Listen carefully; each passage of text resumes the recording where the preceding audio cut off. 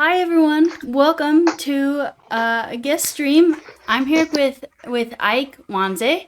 Ike and I met at the CYC conference actually. We volunteered together at the merch desk. When Ike and I were at the table together, we were talking about Ike's job as a salesperson. I'm not sure exactly of your title. I'm a person, but not.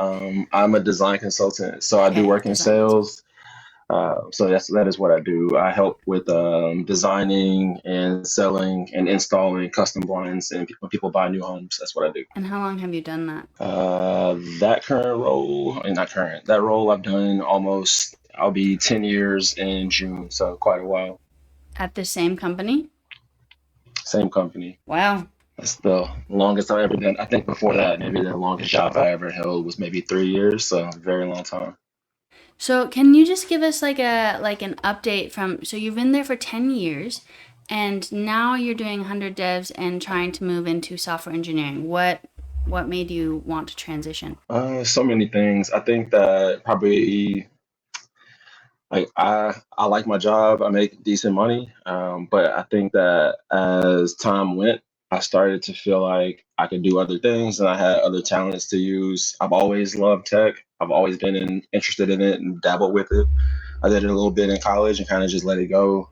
And then I was talking to one of my friends at work. I was like, I think I'm about to go back to college. And he was like, to do what? I was like, I think I'm going to go into engineering. He's like, oh, cool. What do you want to do? I was like, I want to do mechanical engineering.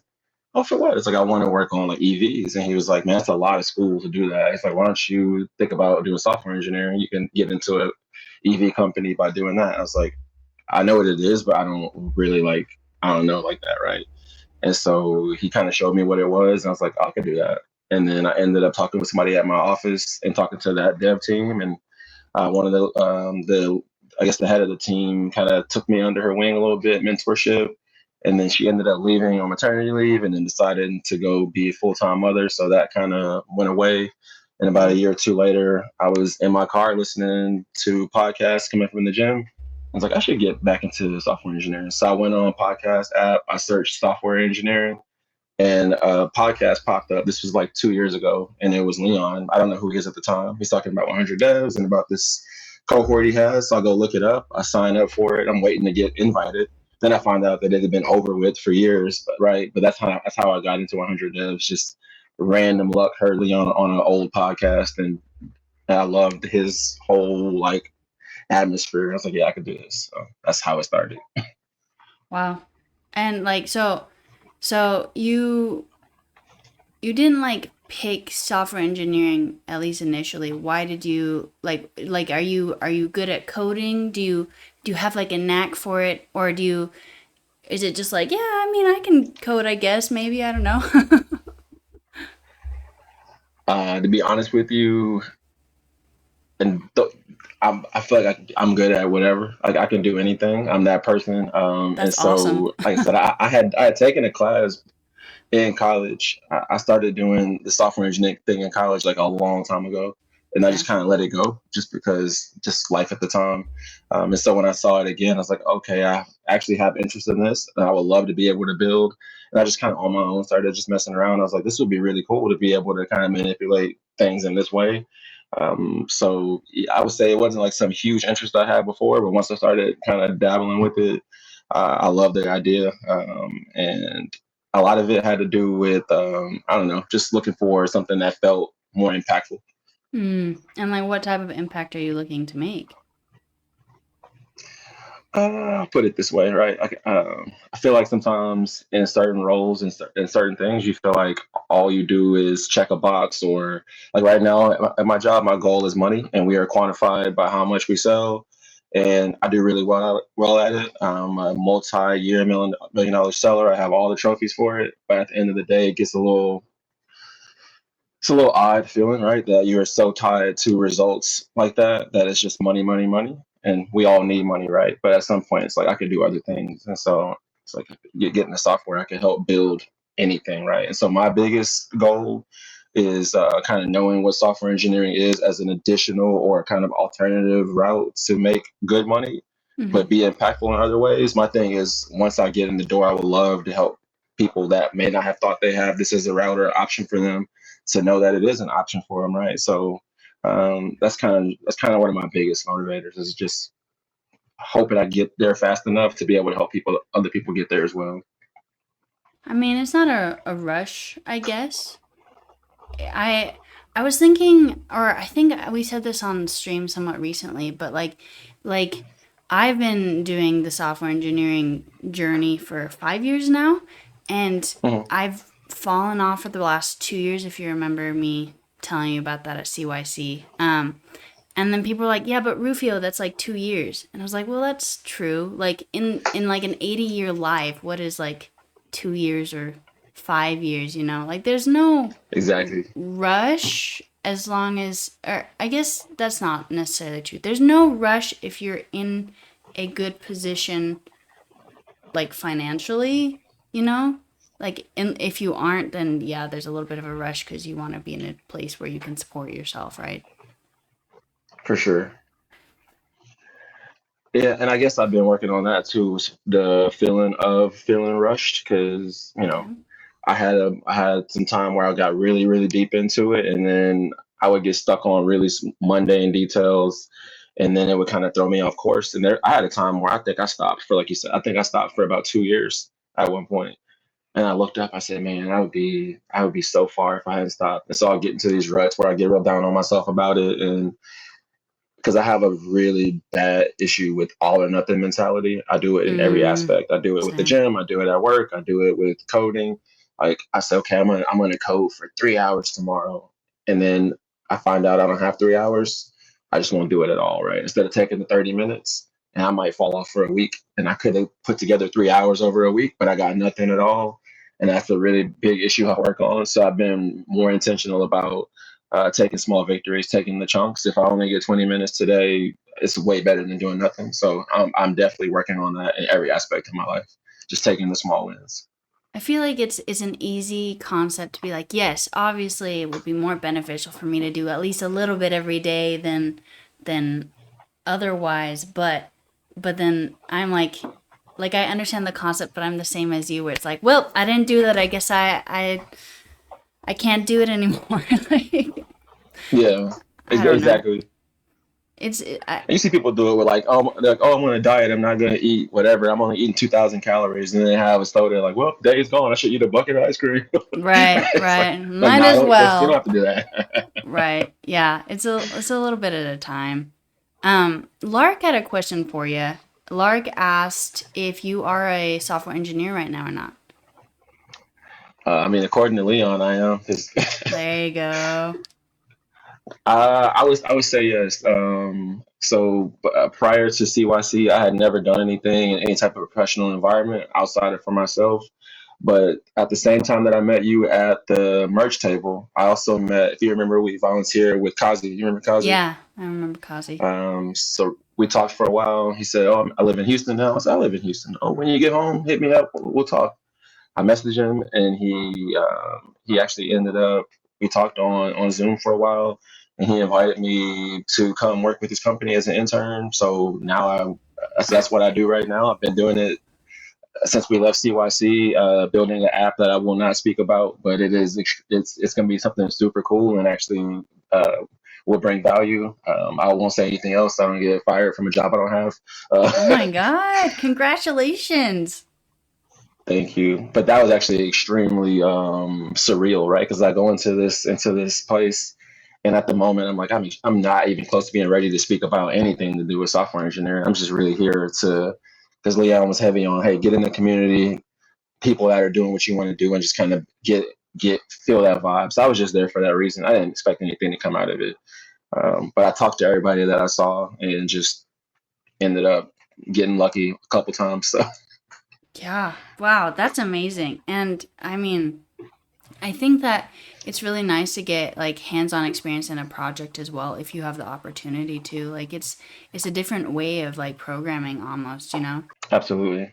Absolutely. But yeah, so that actually has been a interesting ride right now, because I went from, doing the classes and kind of just, try not to get into the tutorial hell as they call it, but Yeah, yeah. I do the projects and everything, and then I get into this atmosphere, and I'm not by myself anymore. I'm with a team of people. Yeah. There's like 6 people working on this project, right? And so I got my first ticket, and excuse me, but when I got my first ticket, I told my wife, and I almost cried, right? Because it's like it's Uh, crazy going from like just out here on my own to somebody giving me a ticket, and this is a real thing on a real company, and it's like, oh, I didn't expect that.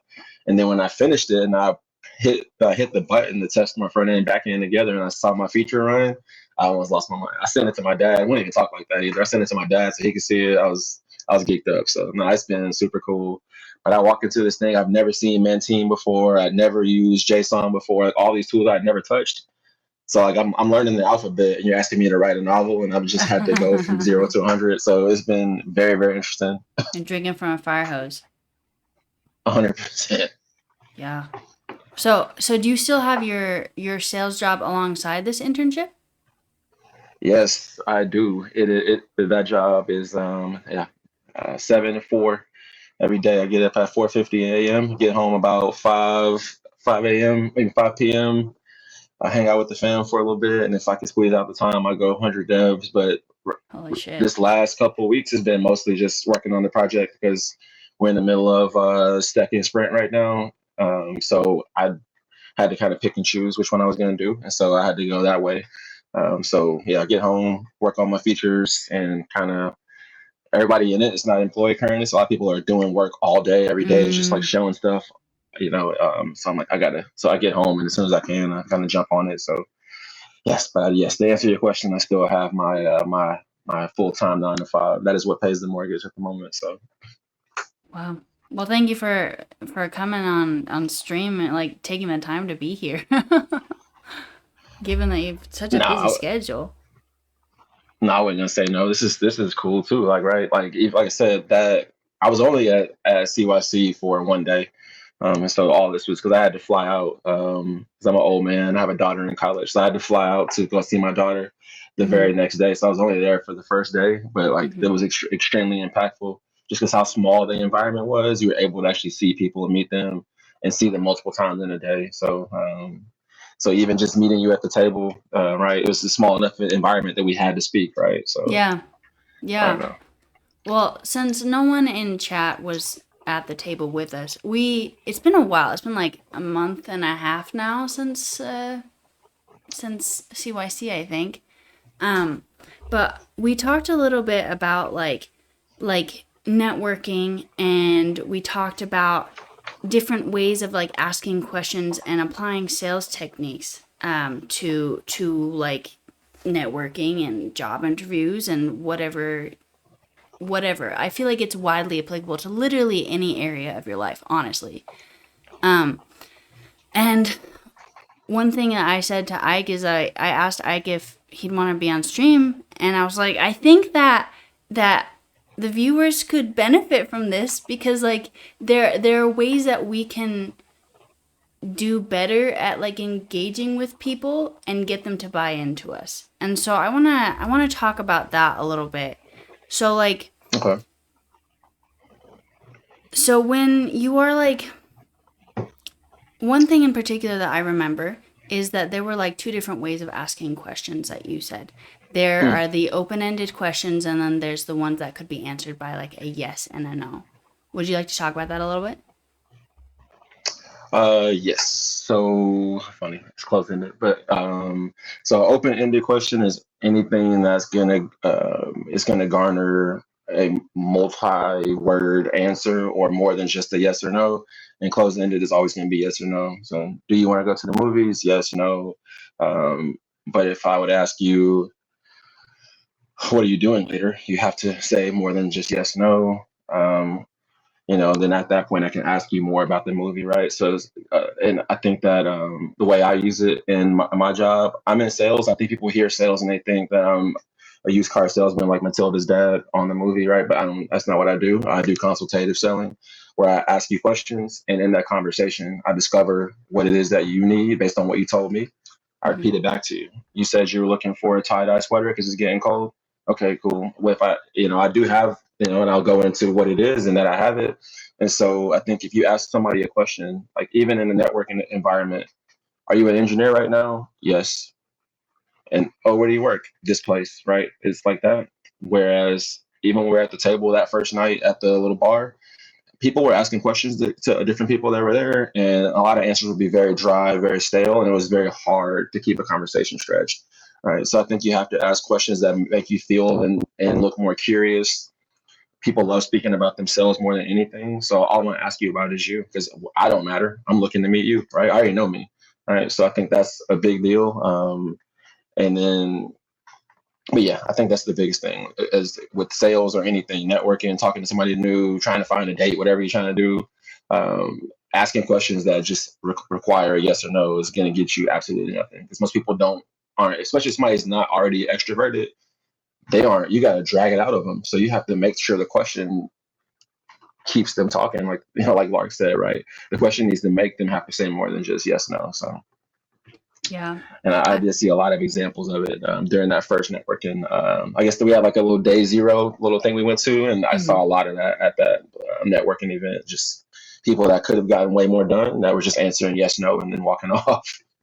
So out of curiosity, in like general, it doesn't even have to be necessarily in relation to software engineering or to sales, but in a conversation you will have with anyone, do you have a certain way you structure your conversation to, I guess, I don't want to say maximize, because I don't feel like maximizing is the best word to use if it's like a personal relationship, but like to like make it like a good conversation. Is there a path that you like followed in general?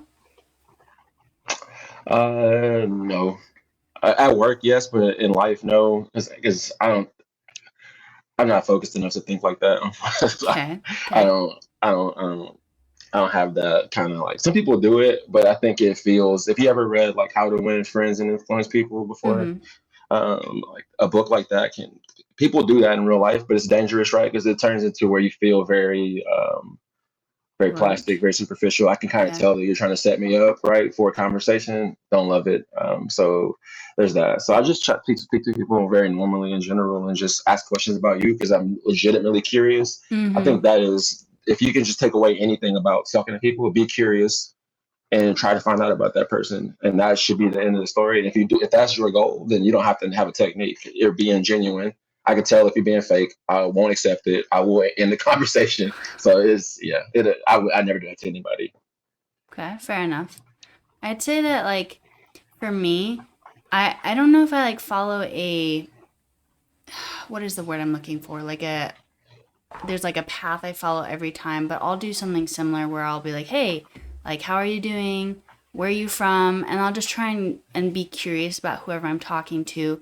And generally how I feel like conversations go is like it's one thing to another. You live in Houston. Oh, cool. I've never been to Houston. Like, what are cool things to do there? Or just like, and then hopping from like one stone to another kind of thing, because Mm, one, like every piece of information is a different thing to talk about, you know? I agree with that, and I guess I'll use that to piggyback. Lark had a question about like how to keep conversations going and not feel robotic. Um, Yeah, so you can definitely get into the stage of like interrogation. And that's where you got to kind of pick up on the other person's, a lot of times, nonverbal cues. If somebody's closed off or kind of giving you super short answers no matter what you say, sometimes they don't want to talk to you. It happens to me at work all the time. I'll ask somebody all the questions, I'm perfect, and they don't give me anything. Okay, cool. They don't want to talk to me. Everybody don't like me, right? A lot of people do, a lot of people don't. It's just what it's going to be. So that is just what that is. But I think, like, it's like for Lark, like, I think if you're generally curious about this topic, and you treat it that way. Imagine if you were right now going into Google to find out about whatever item you were looking for, or you're going into ChatGPT to ask this long drawn out question about a certain topic you're looking for. How do you talk to it when you ask it questions? And then what do you ask it next after it gives you an answer that you don't like or you do like or you want more? Do the same thing to me. Ask me, oh, Ike, where you from? I'm from, you're from Houston. What part of Houston you from? Oh, I'm from not from. I'm actually from up north, like a little area called the Woodlands. Okay, I've heard of. So you never take the answer as just the end of it. Always ask more. Try to get a little bit deeper than what you heard at surface level. But I think, like I said, the rule of thumb is just has to be genuinely being curious about that situation, and I think your brain will lead you to whatever the next question should be, or just it'll keep it going naturally. I think at that point, and at some point, they should be responding to you, and you have something to go back and forth on.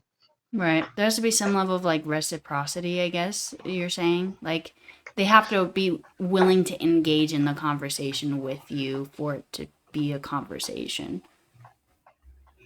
Correct. Exactly. Exactly. And that's actually a word we use at work all the time. Reciprocity. Right. If I do something for you, subconsciously you will return the favor. And so sometimes people don't. I might go through and ask you all these questions that are really deep, and you get to talking, and then you don't have it in you to ask me the same stuff.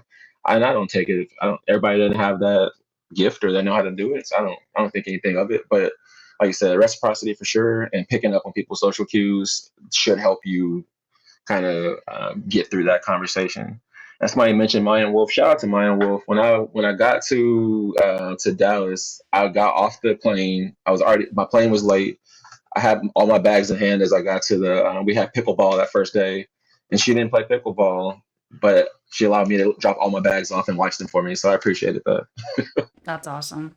That's really nice of her. So we've talked about like conversations in general and how they generally progress. But if you're doing a conversation which you know is not going to be natural, so like say you're going to talk to a recruiter or something or an interviewer, Hmm. you know that there's a reason you're both there, right?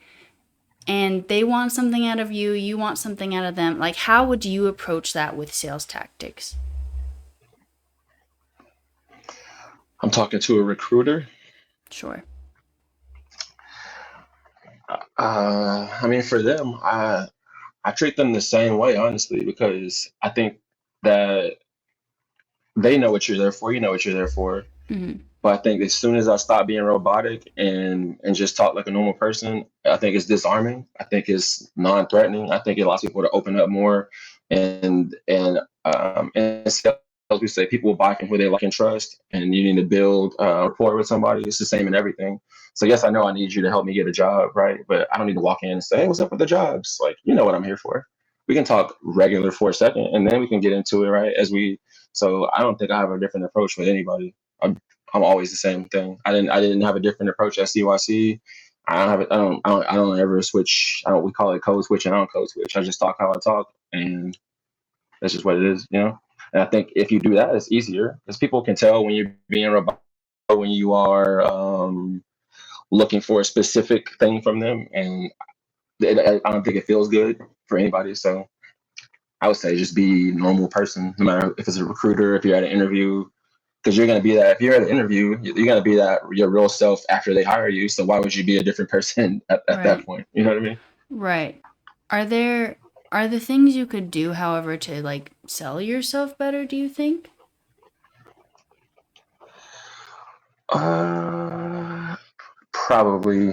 I'm probably not the greatest person to ask that because I have maybe a little bit of an issue of maybe like I don't want to say overconfidence, but I'm probably on the other side of the spectrum on that, and so Mm-hmm. I probably think I do too much. So I'm not the person to ask.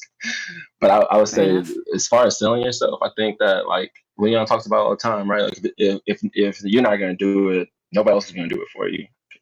You know everything you've done. You know who you are. I think you have to imagine. I would say this: if you need to sell yourself, imagine you're not talking about yourself in that interview or to that recruiter. Imagine you're talking about your best friend, and how would you speak about your best friend? Right? You don't have a problem boosting your best friend up. You'll tell people whatever and talk about them like they hung the moon. So just switch it in your brain. It's not me. It's my best friend Dave, and you'll talk about Dave and put your name in front of it. I think Yeah. that'll work pretty easy. Yeah. What I've traditionally done in the past is like I'll do kind of what you were saying. Like you have like a couple minutes where you're trying to show that you're like a normal person and you chat with them a little bit and then they have questions that they answer. And I will have not that I'm like trying to sound rote, but if it's like a recruiter interview, they have certain questions they're gonna ask you and if you've done the Mhm. Banky, then you have certain answers for them. And so Correct. you have it memorized, but then you can kind of whatever it comes off the top of the dome as like it's not exactly what you've memorized so it sounds a bit more natural but like I think like pre-structuring it in that way can help you like sell yourself a little better. However, like I've always wondered like what could I be doing here to make myself be like, whoa, that person, like Rufio just did real good in that. I'm more curious to find out like more about her, and I don't know if I've ever like quite figured it out, I guess. Yeah, I don't know the answer either. I think I've been into plenty of situations where I walk out and say, yeah, that was a bomb. Like that person, no one talk to me ever again, right? I don't think there's a way to ever. I don't think there's a way to ever figure. If I figure that out, I will be a billionaire. Yeah. But yeah, I don't think I have an answer for it. I think a lot of what Leon's been doing in Hunttober kind of leans towards some of those things and like how to execute that. But Mm-hmm. I don't think that's a I don't think that's a skill set that I have acquired at the moment. Okay, fair enough. I don't have an answer for it. But I did, real quick, Matthias Richter said about seeing people of power as real people. I, mm, I would say this, right? That person that's your, if it's a boss, the CEO, whatever that person is, like think about when they walk into a room at a place that they don't work, like right, like they're at your company, they are the big dog, everybody drops to them, oh no. When they walk out and go into the gas station, that guy doesn't know who they are. When they walk in Target, Mm-hmm. they don't know who they are. And there's just no, there's not nobody, but there's exactly who you are, right? Nobody cares about how much power your CEO has when he walks into Home Depot or to Target, right? And he knows they don't care. He knows they don't know, right? He only does it to you because he knows you exalt him in that way. And I think that's you have to just keep in mind, right? There's exactly who you are. A couple job interviews ahead of you. That's pretty much it, right? Not on. Sorry. No, I you're was good. I was gonna say not only that, but if you can try and distinguish them in your mind as just being like a normal person, like you're saying that they are, which they are, it's a little better because like when you have someone that you're like a little, what is it called? Like not afraid of, but like you like look up to them, but you don't feel like Revered, they're, yeah, yeah, revere a little bit, then you put them on a little bit of a pedestal and they can tell. Like they can tell they're on a pedestal. And the thing about the pedestal is you're no longer on the same level as them and you can't like relate the same way. So the quicker you can get people off pedestals or like just try and treat them the same as you would anyone else or be the same level as them, the easier you can relate to them. And like you don't have that weird like vibe. It's like a vibe difference. 100%. And I've said all that, but I fell victim to it multiple times at CYC, right? Because this is the Mm-hmm. thing. I was extremely familiar with Leon from watching his Mm-hmm. videos for however much time and like having this kind of you build this revere, right? This person Mm-hmm. who his guy's talking to me every day. He's in my computer screen every day. This guy's about to get me a new job and change my situation. Like, so I didn't realize it, but I had a mental picture built of Leon, right? I Yeah. see him in real life. I think this is a little person. Leon is the size of an NFL player. I didn't know that, right? So I didn't see that coming, and it was like a little bit harder to go up to. I didn't want to be a fan, so I didn't go. People were taking pictures. I didn't about to be no fan. I didn't take a picture with him, right? But the next day I meet Danny. I don't know Danny like that. I know who he is a little bit from the podcast, but I don't know Danny. I haven't built Danny into this larger than life figure. And also, I volunteer and I work with Danny all day. We're putting snacks out together, doing all this stuff. So I'm Mm-hmm. seeing Danny all day. It's a lot easier for me to talk to him because he Mm-hmm. felt more human, right, in that regard. And so I fell victim to my own what I just said, right? Because I had this idea of Leon, and it made it harder for me to just talk to him. We ended up talking later in the day, and he was super cool. But like I had made a thing already, and I couldn't get past it. Even like later in the day, even at the table, right, talking to you. I don't know that you're some 100 devs alumni or you're a streamer. I don't know any of Right. this stuff. I'm just talking to a person at a table. Right. Even with Kazi, right? Like I'm talking to Kazi. Oh, he says he lives in Houston. I live in Houston. We're talking about nothing to do with code the entire time. And Mm-hmm. then we talk on this on the Zoom, and he's, oh yeah, this is the company. And I said, who's the company? It's this company, and I'm the founder. I said, dang, I know you were a founder. You didn't tell me that. But if I had known, I probably would have been different, right? So I'm glad Yeah. I didn't know. Yeah. Or that same day, I met Mark Thompson, right Mm-hmm. outside. I don't know who this man is. He got a camera in his hand. I go ask for a picture. We're talking about shoes and about jewelry. He said, I like your chain. We talk about jewelry, whatever. He gives me his information. I end up getting his number, and I find out that he's this level 6, level 7 at Google, and we do a mentor talk every 2 weeks. But if I had known he was level 7, whatever at Google, I don't think I would have talked to him the same way. But I think that they get tired of people talking to them as if they're like gods, and it makes it hard Yeah. for them to connect with people. And because I was ignorant of who they were, it made it. I just happened to be normal, and they probably liked it The blessing of ignorance. 100%. Because the one person I did know, I couldn't speak to him. So Right. Yeah. I mean, We just said all this stuff about not putting people on pedestals, right? I absolutely do I do that. Like I saw Leon at CYC and I was like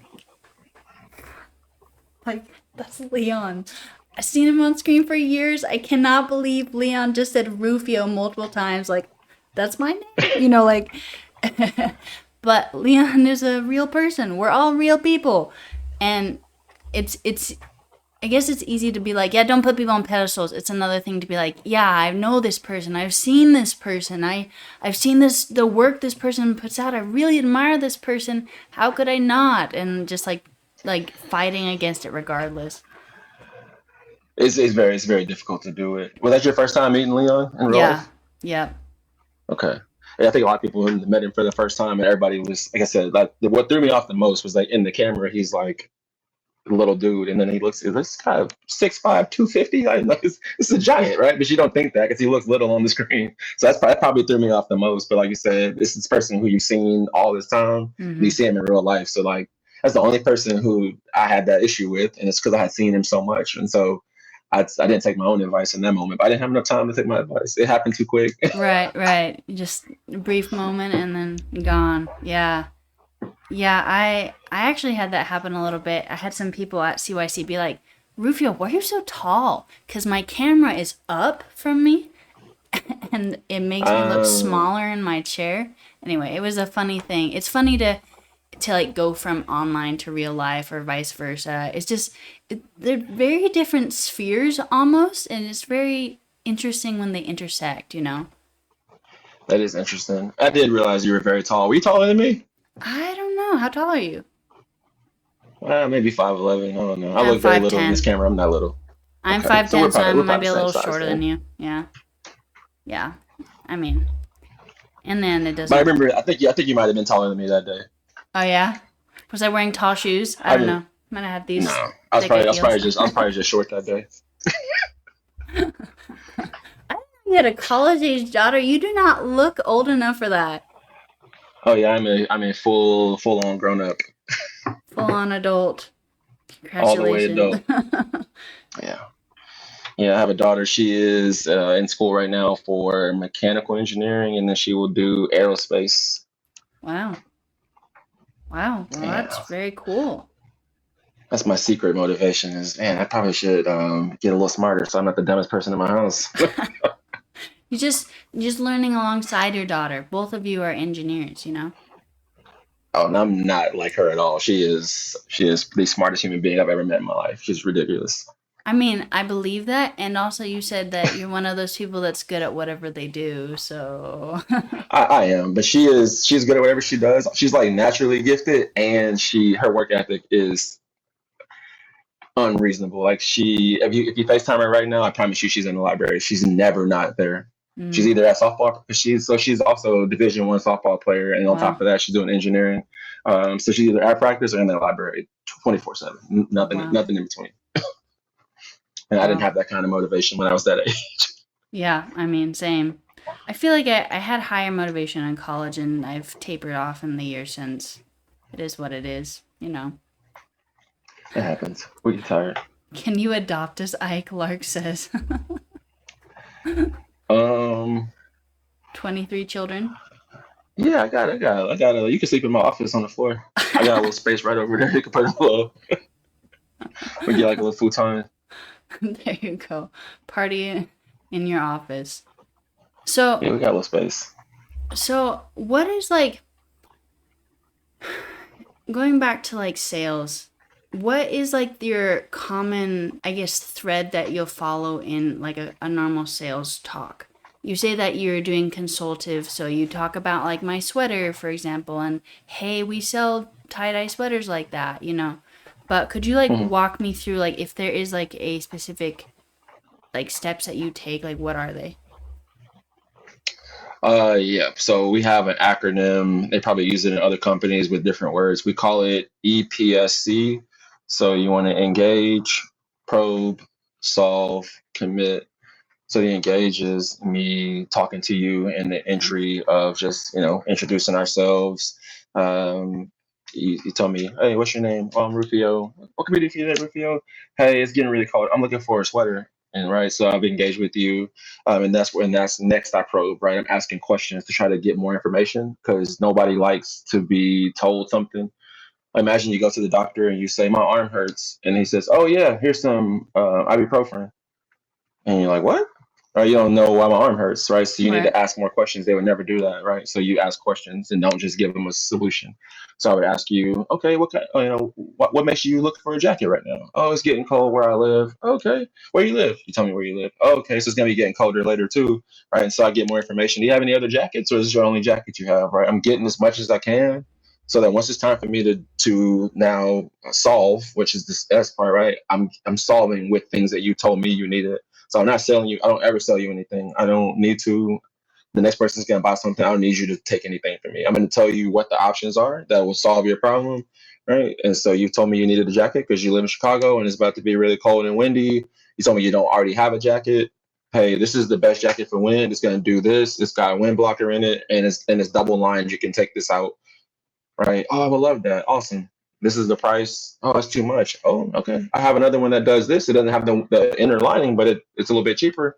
Okay, I like that. Right. And then we commit, which is now you give me your money. So that's the last part, right? But that's the typical steps: engage, probe, solve, commit, which can work literally in any part of your life. I don't recommend being like that with people in real. I don't like that at all. But I think there's a version of it you can use and not be fake, but I don't do it. But you could, You could do it. Yeah.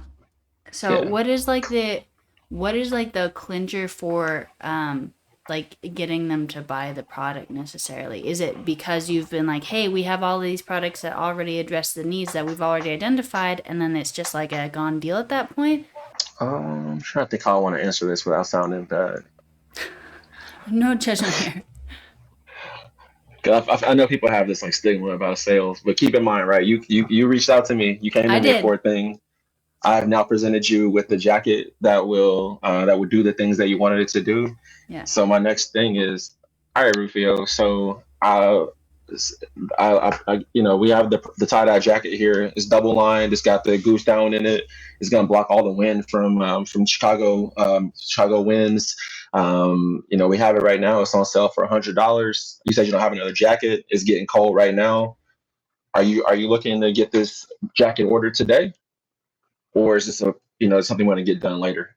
You Hmm. told me you're looking to get it done today, and I immediately go into what we call assume the sale, where I don't ask you anymore because we don't do that anymore. So now we go straight to, okay, let's get it taken care of, and I walk you to the proverbial counter, or okay, let's get it rung up. Where's your shipping address? Right, that's my next piece. And inside of that, we do another thing where we ask a lot of, and I'm telling myself, we ask a lot of questions though. We have a phrase called get to yes, right? So I ask you little small questions for you to say yes to. So I just say, you say, oh, where do you live? I live in Chicago. Oh, it's cold out there, huh? Yes. And I broke my rule about the open-ended question thing, but I just you tell me yes. And then I ask you another question for you to say yes. So I get you used to saying yes to things, right? So it's something that you've been Mm, saying. And then toward the end, I say, see, this is the jacket. It's $100. You said it's cold right now. You're ready to go ahead and get this. Hey, let's go ahead and get this. Let's go ahead and get this taken care of right now, right? And you just maybe yes again. I don't like doing that, but it's what people do. I don't really do that. I'm lying. I honestly talk on to customers how I talk all the time. I don't really have a thing, but that's what we do in training, and that's what I do. I guess subconsciously in my own way. But yes, that's how we end that. so, Matthias said that's what Leon teaches, make interviewers say yes. That's what I was thinking. Like you're trying to get them to say like yes to a bunch of things and it's like you were saying it's kind of internal. They're more likely to say like the final yes, yeah. Exactly. And so, and I'm sure that it's probably like a universal sales practice, and it works with everything. I do it to my kids sometimes subconsciously. But yeah, it's just getting you to say yes, and maybe not even to trick you, not to trick you, but I'm getting you to say yes to the steps you said that you needed, right? Mm. You said you needed a jacket, right? Yes. And you wanted it to have goose down in it. Yes. So you're agreeing the whole way through to every piece of it that you said you wanted this. And so when I get to the end and ask you to buy it, you saying no is going to feel weird to you because you said yes to every part of this already. You said you did need this. You said you needed it now, and then it's cold today. You don't have a jacket. You say yes to all of that. So saying no to him when I say pay me would be weird, right? Yeah. So it's not to trick you or to hypnotize you. It's Yeah. to make you understand that you said you wanted this. Right. Because our natural response to being told something is to say no, right? I need to get more information. I need to think about this first. I need to not be hasty to make a purchase. So my natural reaction is to say no to anything, right? Right now, you can call me right now with anything. Hey, I got $1,000,000 for you right now if you go outside and do a push up. Let me think about it. I'm never gonna just say yes off the bat, right? So it's just our natural defense mechanism, and sometimes it will work against you. So that's my job to make you realize this is what you said you wanted. So something uh that I feel like that begs the question a little bit in the way that we talked about earlier. There are different types of questions that lead to yes, no answers, and the ones that where you get people to talk more. And then these questions are very much geared towards getting yeses, right? So how do Mhm. you know when to use one versus the other? You have to mix them in, I guess, because you need different stuff, right? It's like, are you a gamer at all ever? Yes. Like I think so. In some games, you have a loadout, right? You might have a long range weapon, you might have a short range, you might have a pistol. Whatever game you play, right? There's always some kind of loadout because every tool doesn't work for every job, Yeah. and there's pieces to it, right? And so it's like that, right? So I don't need that piece for this piece. So I might need you to give me a long answer when I'm asking you a question that I need more information because I have different goals. I might have a goal where I'm looking to fact find, right? Mm. If I'm in an interview, I love interviewing because I love talking to people, right? I'll turn the interview into an interview of you. Tell me about the company, man. Like and they'll tell me about the company. What would you say? What would you say is some of the some of the common traits you find amongst your top salespeople that work here? And this person's now real. They don't know that I just flipped it to where he's got to sell it to me, and he's not trying to sell it to me, but he has to answer the question. And he doesn't want to sound like the company sucks, so he's got to tell me the answer. And now he is compelled to try to convince me, right? Mm. Because they have to answer the question and they can't answer it back because they got to give me a good one. So, right. So now they're compelled to try to convince me why the company's great and what their top salespeople have in common. So he's just telling me information. Right. So now that's because I'm on a fact finding mission at that point. I'm trying to figure out, do I want to work here? Are they slave drivers? Are they nice to their people? Right. So that's that. And then I might ask a question that's closed ended in the same sentence. So, do you guys close on holidays? Just yes or no, right? Because that's a question that's just yes or no. But some stuff requires me to ask a open-ended question. So I think the biggest thing is open-ended is for fact finding, right? It's for a deeper dig, and closed-ended can be for getting confirmation, right? Like I said, getting to yes, little ones to get to yes. So confirmation is closed-ended. Fact finding is open-ended questions. So if This is a like, super long answer. and that's fine. That's what we're here for. So what could it like lead to if you're switching it on its head towards the interviewer, you know, now they're telling you what a good salesperson looks like. Do you then follow it up with, well, I have all of those qualities here, here, here, here, here. Is that like a potential way to segue that, or would you recommend doing that? In an interview, Yeah. I've never thought about that. Absolutely, I would. I can't write it down because I don't have a pen, but I'm gonna lock that in. That was genius I mean, because I didn't even think about that. I'm just trying to think of how you could say it like naturally. Like let's say that they really like I can't even I don't know enough about sales to come up with good descriptors, but like let's pretend it's software engineering and just like you're great at coding. A good software engineer is great at coding and they know about architectural systems and they have made Facebook when they were 5, something like that. I don't know. Hmm. And then you're like, wow, what a like that's crazy because like I made Facebook when I was 5. Like that's what I did alongside Mark Zuckerberg. And like when I did that, blah blah blah blah architecture. I don't know if that would be like a natural way to go about it or not. Absolutely. Because if we're talking about being in the interview and me asking them about their company culture or whatever it might be that we're talking about, and I get them to tell me all these qualities, and I feel like I have them, and I really do think I have it. I mean, that's like I said, I will write that down. That is absolutely genius, right? Because I've gotten them to tell on themselves because that job board, whatever that is, means nothing. It's generated by somebody else. But when they start speaking, they're telling you what they're really looking for, and I could tell you right now in real time, oh yeah, I got all that stuff, and here's me doing what Leon said. Right now, I'm gonna give you my cars and tell you why I have those things and give you examples of it. I think that's a hell of a way to close. Because at that point, because yeah, now we switch back to me selling again, right? We're selling in that situation. I've asked you all these things you needed. So Mm-hmm. those questions you asked him, or is it, that's back to you said you needed a coat today because it's cold and you want it to be tie dye. Hey, guess what, man? I got a tie dye coat. Let me work in here, right? Right, right. So no, that's absolutely genius, man. I'm writing that down for real. That was I'm good. I mean, like that's what I'm saying is like I think we can use sales techniques to not trick, but like to like game the interviews. Like we all have things that we No, can I don't think like. it's not gaming. Why is it gaming? Think about this, right? I played football in high school Okay. and very poorly for a little bit after high school and college. But something you think about, I played defensive back, a cornerback, right? And so my job is to defend the wide receiver. He knows what the play is. His offensive line knows the play, and the quarterback knows the play. Everybody knows but me. And my job is to stay in front of a man who has a plan that I don't know, and I'm by myself, right? But my job is to watch film before the game, learn his Mm-hmm. tendencies, learn what he typically does, what do they do on third down, fourth down, whatever, and try to get a better understanding of what might happen. So it's not a trick to go in there and ask him these questions because he knows the answers to every question. He knows the company culture. He knows what he's looking for real. Everybody knows but you. So why would you not find a way to get to the Right. level of the playing field? So you're not doing anything wrong at all. So I wouldn't think about it as dishonest or as being backdoor. Nothing about it is wrong. You're trying to figure out you're figuring out more information, right? And I think Mm-hmm. that it's leveling the playing field because he knows all the answers. He's gonna sit there and let you answer wrong and not Yeah. say anything to you. Not at all. No, I think it's genius. I don't even want you to put the stigma on it that like using a Yeah. sales tactic in an interview is the wrong way to go. Because like Leon said, I don't care about these people. I'm trying Right. to change my life, and you're trying to stop me.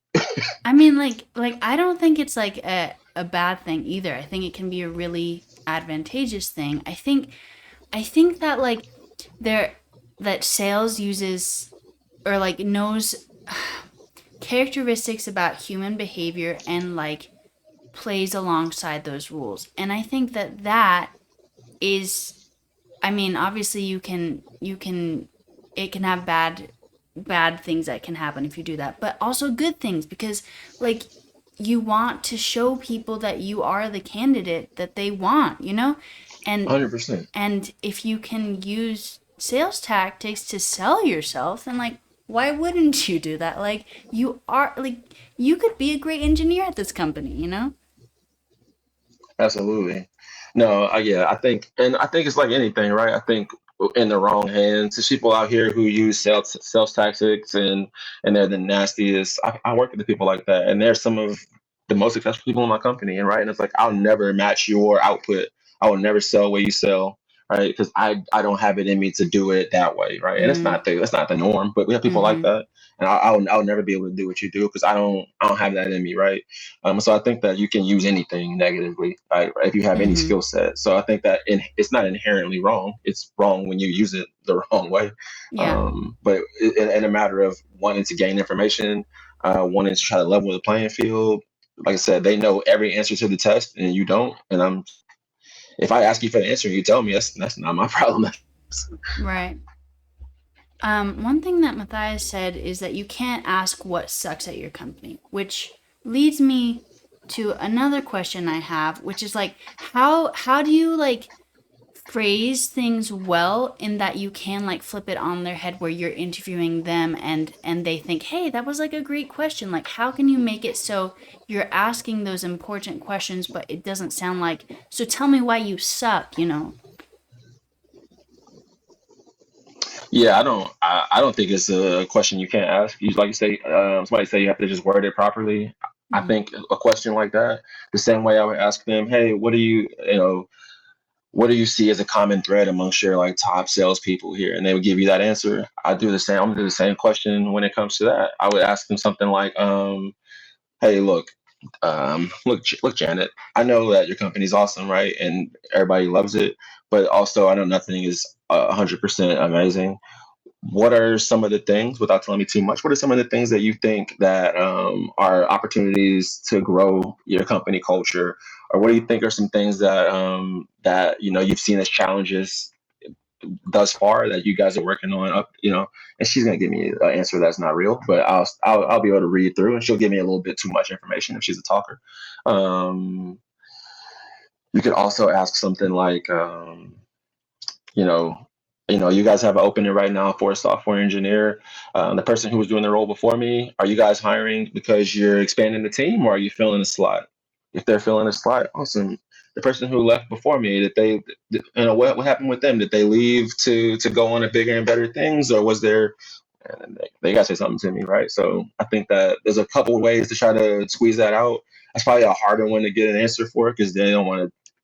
Nobody's going to tell you what the dirty secrets are, right? You'll have to find out when it's too late. But I think you can get a little bit out of it, and have to be able to just kind of boil it down, because I think they will give you a very fake answer, but you'll be able to kind of read around it.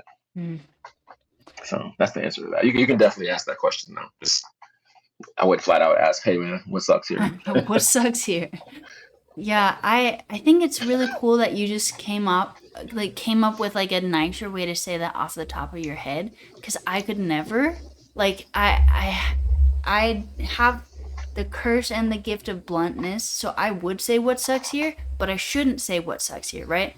But like the way that I get around that for me personally is like I literally have to memorize the question, and then I'll repeat the question. So I'd be like, blah blah blah challenges at your company, and I literally can't come up with it off the top of my head, but I could if I memorized it. It's I wish I could. That is a skill set that I acquired, but no. But to Alan's question, his answer is actually a good one. Asking them just like, what are some challenges y'all have that I can address, right? And that's actually a sneaky way of asking it, because they have to answer that last part, which is what can I address? Because they're not going to want to tell you the first piece of it, what are the challenges you have, but adding that little last piece on there that I can address, it's like a little Trojan horse, right? Because they have to answer that part. Because once again, they need you to know what they need from you. And when they tell me that, now I know they're going to say, well, we love everybody's good at building, but we want somebody who's good at collaborating and that's communicative and that da da da da da. So now I find out why the last guy left. You think he didn't communicate well, or you think that right? So they have to tell themselves in that second piece of his question. So that's a great answer, actually. Yeah, that is. I guess if we go off of like that specific question, it's like it's asking them a question that's making them think, and then it's also gearing it towards you and positioning you as the solution already. Mm-hmm. So. And also, I think the way you ask questions. So another thing we talk about, I don't know if every company does this, but we do a ton of sales training, but not as we don't really talk about sales that much. Talk about like just how we talk to people, and one of them is establishing yourself as the expert, right? And a lot of it is due to just the way I talk, the way I ask questions, and the things that I say to you. So even asking a question like that and talking about that I can address, it feels like you are the solution, right? It feels like you are the expert. You're the person that they need, and so all of this is just continually. It's like a subconscious getting them to say yes. They don't say yes to anything, but you're positioning yourself this entire time as this person's the fix, this person's the fix, this person's the fix. And so, right, you might suck at the code challenge they give you, whatever, but it's hard for them to forget that you made them feel like that. Right. So that's kind of that's how you might be able to beat not being good. Yeah. There's a famous quote, I think by Maya Angelou, that's like, people will never forget how they made you feel. They'll forget what you said, what you said, but not how you made them feel. Something like that. 100%. And to speak on what Celine said, that's absolutely true. So the job I have now, I remember going to the interview. I had a different interview and I left it to go to this one because I was like, oh, okay, I do want that job. And I remember going to the interview. I walked out and I got in my car, and they called me back and said, hey, the president of sales is here. Do you want to do a second interview? And I said yes. So I went back upstairs. I did the interview and I left out. And the person that interviewed me the first time came and put me aside. She says, do me a favor. I want you to go back in there before your third interview. And when you leave, I want you to ask for the job. I said, what? She said, yeah. Before you leave, I want you to tell them that you want to work here. Just say that. And I was like, okay. She's like, people never say it. They do the interview and they say, we'll call you, and they walk out, but they don't ever ask for the job. And then that piece is like a very subconscious thing. Like, oh, this guy really wants to do this, right? People just, they're hoping, right? She's like, it's like we talk about ask for the sale or assume the sale, same thing, ask for the job. So that's actually a thing I forgot about, because I haven't had to get a job in 10 years, but Right. I'll have to remember to do that, because that's what I did when I got this job. Is I went back in there and said, hey, Jeff, this is a great conversation. I want to work here. I'm excited for this, right? And I made it sound like I was getting hired. When can I start? Or like, because you would say, I'm really looking forward to, or like what you'd be like, I would love to work here. And then you would say, like, looking forward to getting started. Or are you saying like you're already like assuming, or are you saying like, what can I do to make it happen? I don't think I even asked any of that. I think I literally just said the guy's name was Jeff Miller, and I remember getting up. We shook hands, and I just said, I looked right at him in his face. I said, "Hey, Jeff," I was like, I want to work here. I'm excited about this." He was just like, "We're excited too, right?"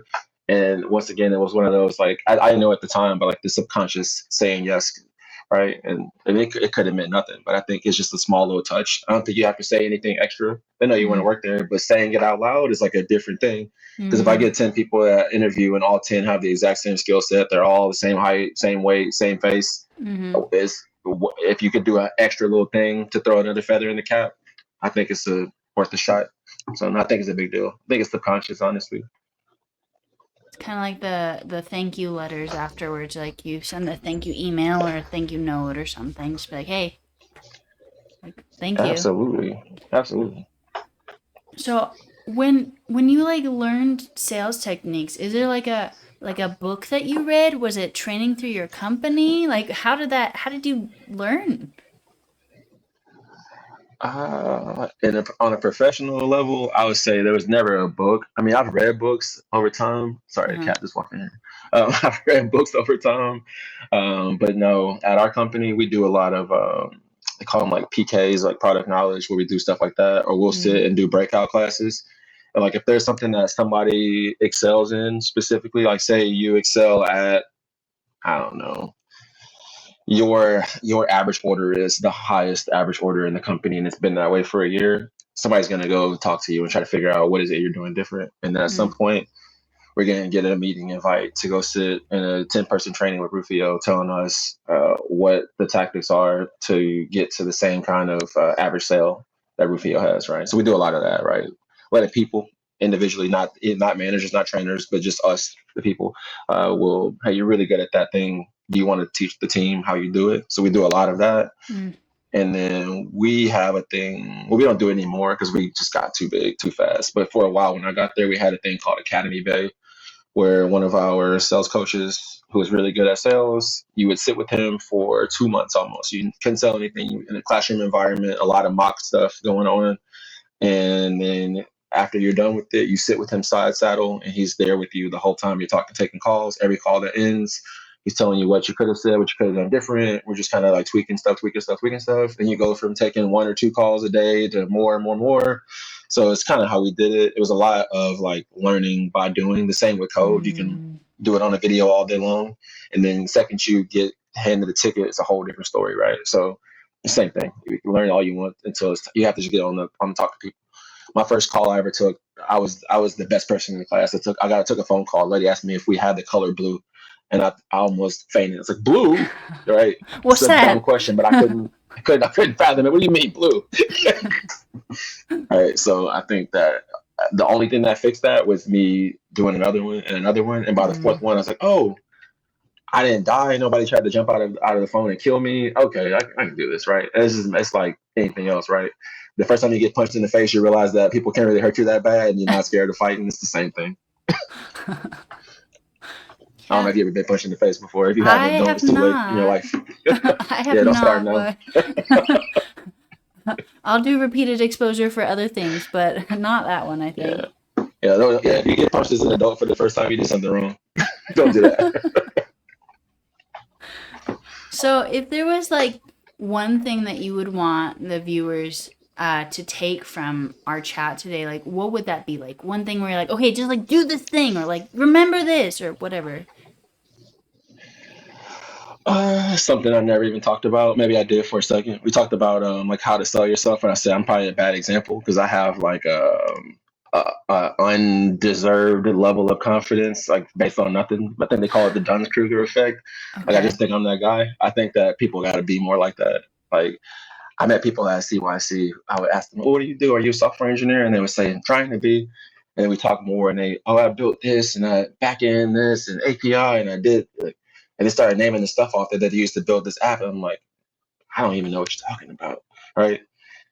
And these people were building amazing stuff and they were showing me like 20 projects they've done, and they're all ridiculous and fleshed out, and they're saying trying to be.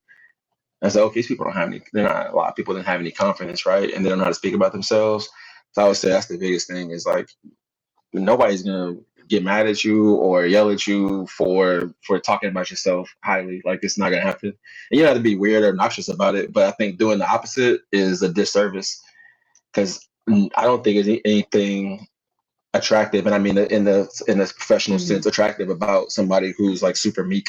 Mm. Like I can't find out about you. I don't know what you do. You don't tell me anything, right? And so we talked for 20 minutes, and you told me that you streamed, and you told me your history with it. And I knew that. There's probably 50 other streamers there. They didn't say anything. You know what I mean? Mm-hmm. Because they don't want anybody to know, or they don't think it's good enough. And so I think that's the biggest deal is if I have anything to tell anybody to do is like, man, find a way. If you whatever your confidence level is, try to bump it up 10, 20 points. Be a little bit delusional. It's fine. It's all right. And like It's all right. I promise. how would you like do that? Like if you say you have no confidence in yourself, you think that you are the worst coder that ever existed or whatever, and you believe deeply inside of yourself that that is the case. How would you go from that to being like, "Hello, I'm the shit." Like you would be lucky to have me on your team.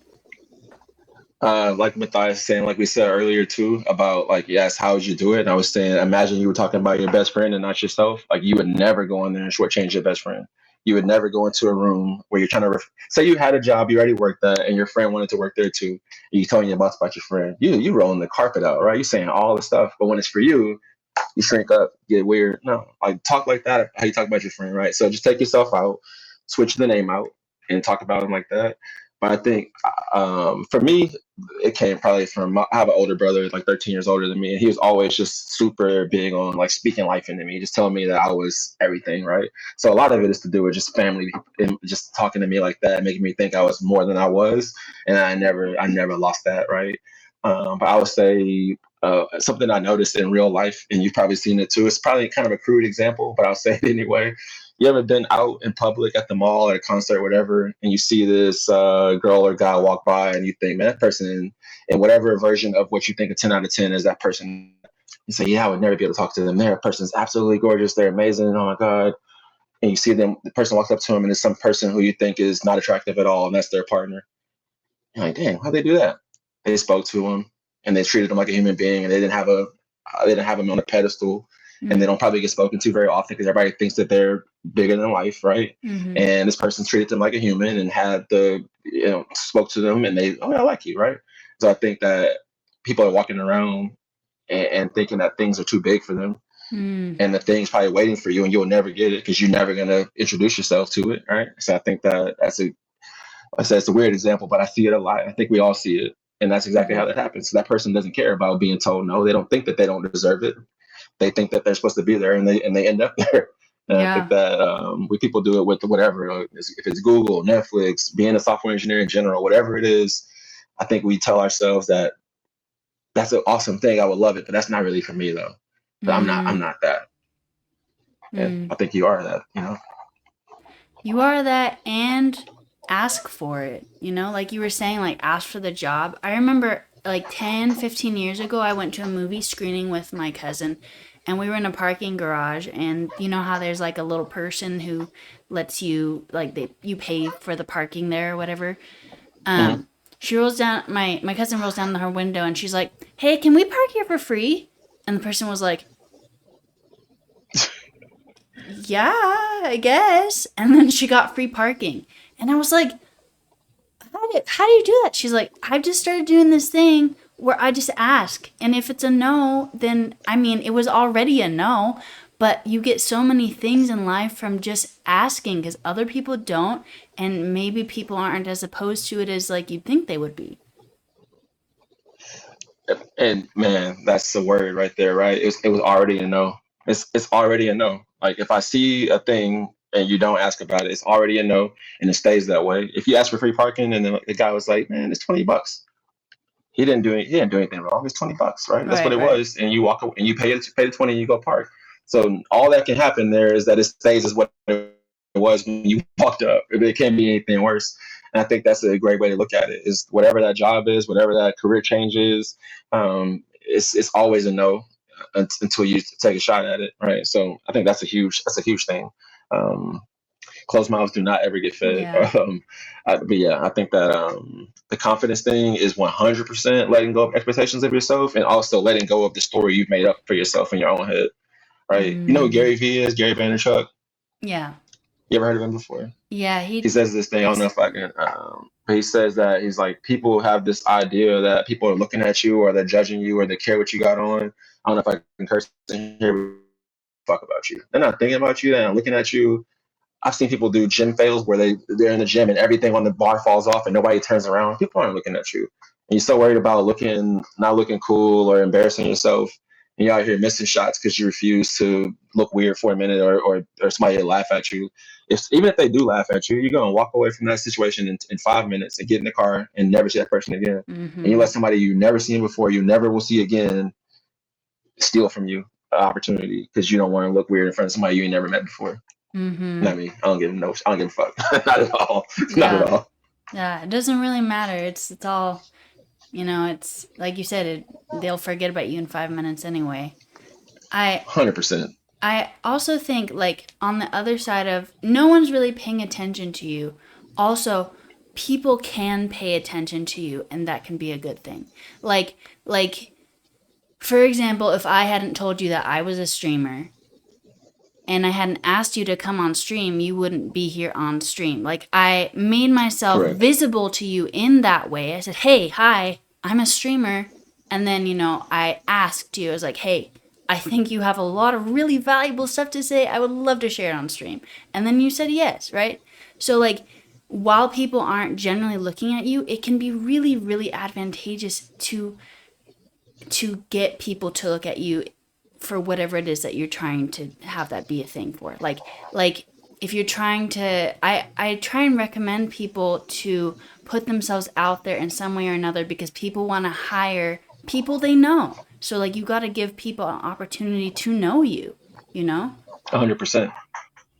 100%.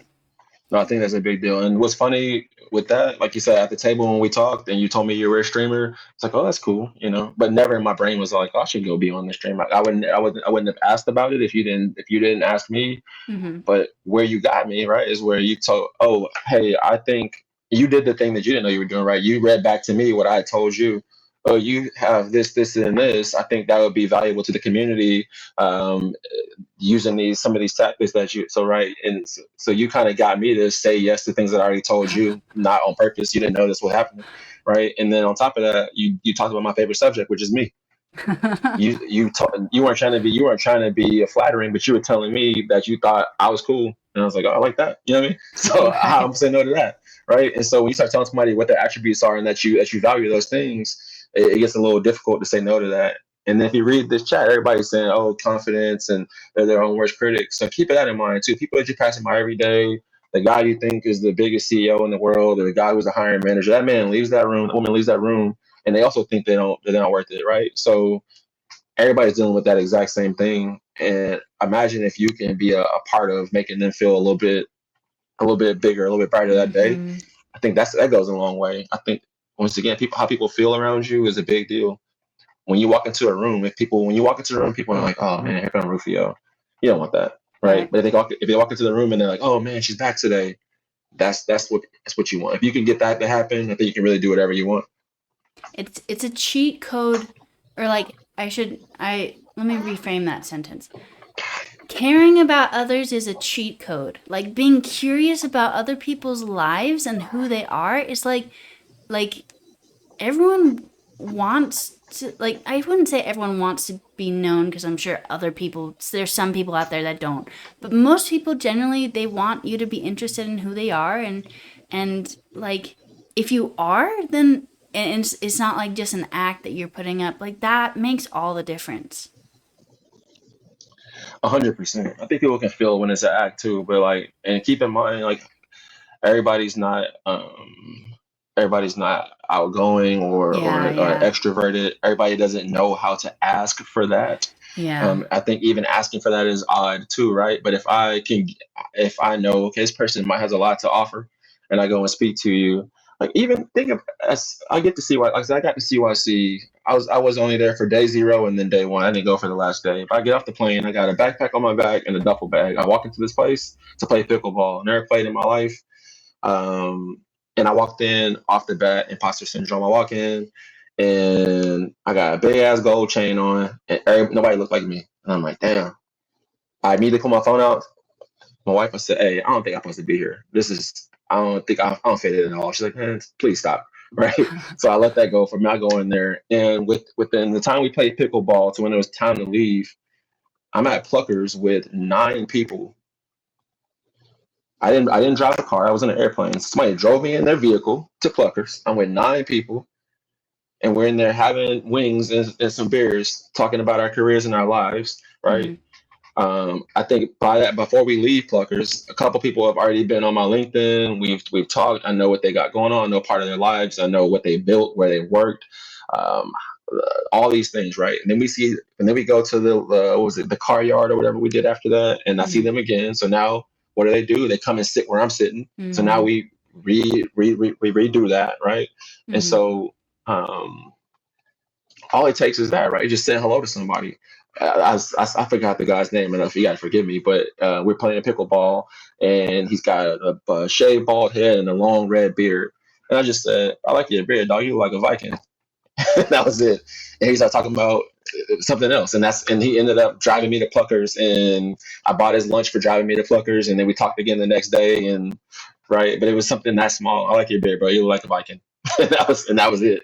I thought he looked like a Viking. That's why. So I said it. Right, right. Right. Tell people you like their shoes or they got a cool shirt or you like their beard or whatever. Hmm. Like they're not gonna kill you for saying a compliment. People like it. You know what I Hmm. mean? So it was something that small, and nobody was really talking like that. They were just playing pickleball, and it turned into he had a friend that was there too, and he invited his friend to come, and but that friend had 3 friends, and it was 9 of us, right? And then we all had a time to sit there and talk.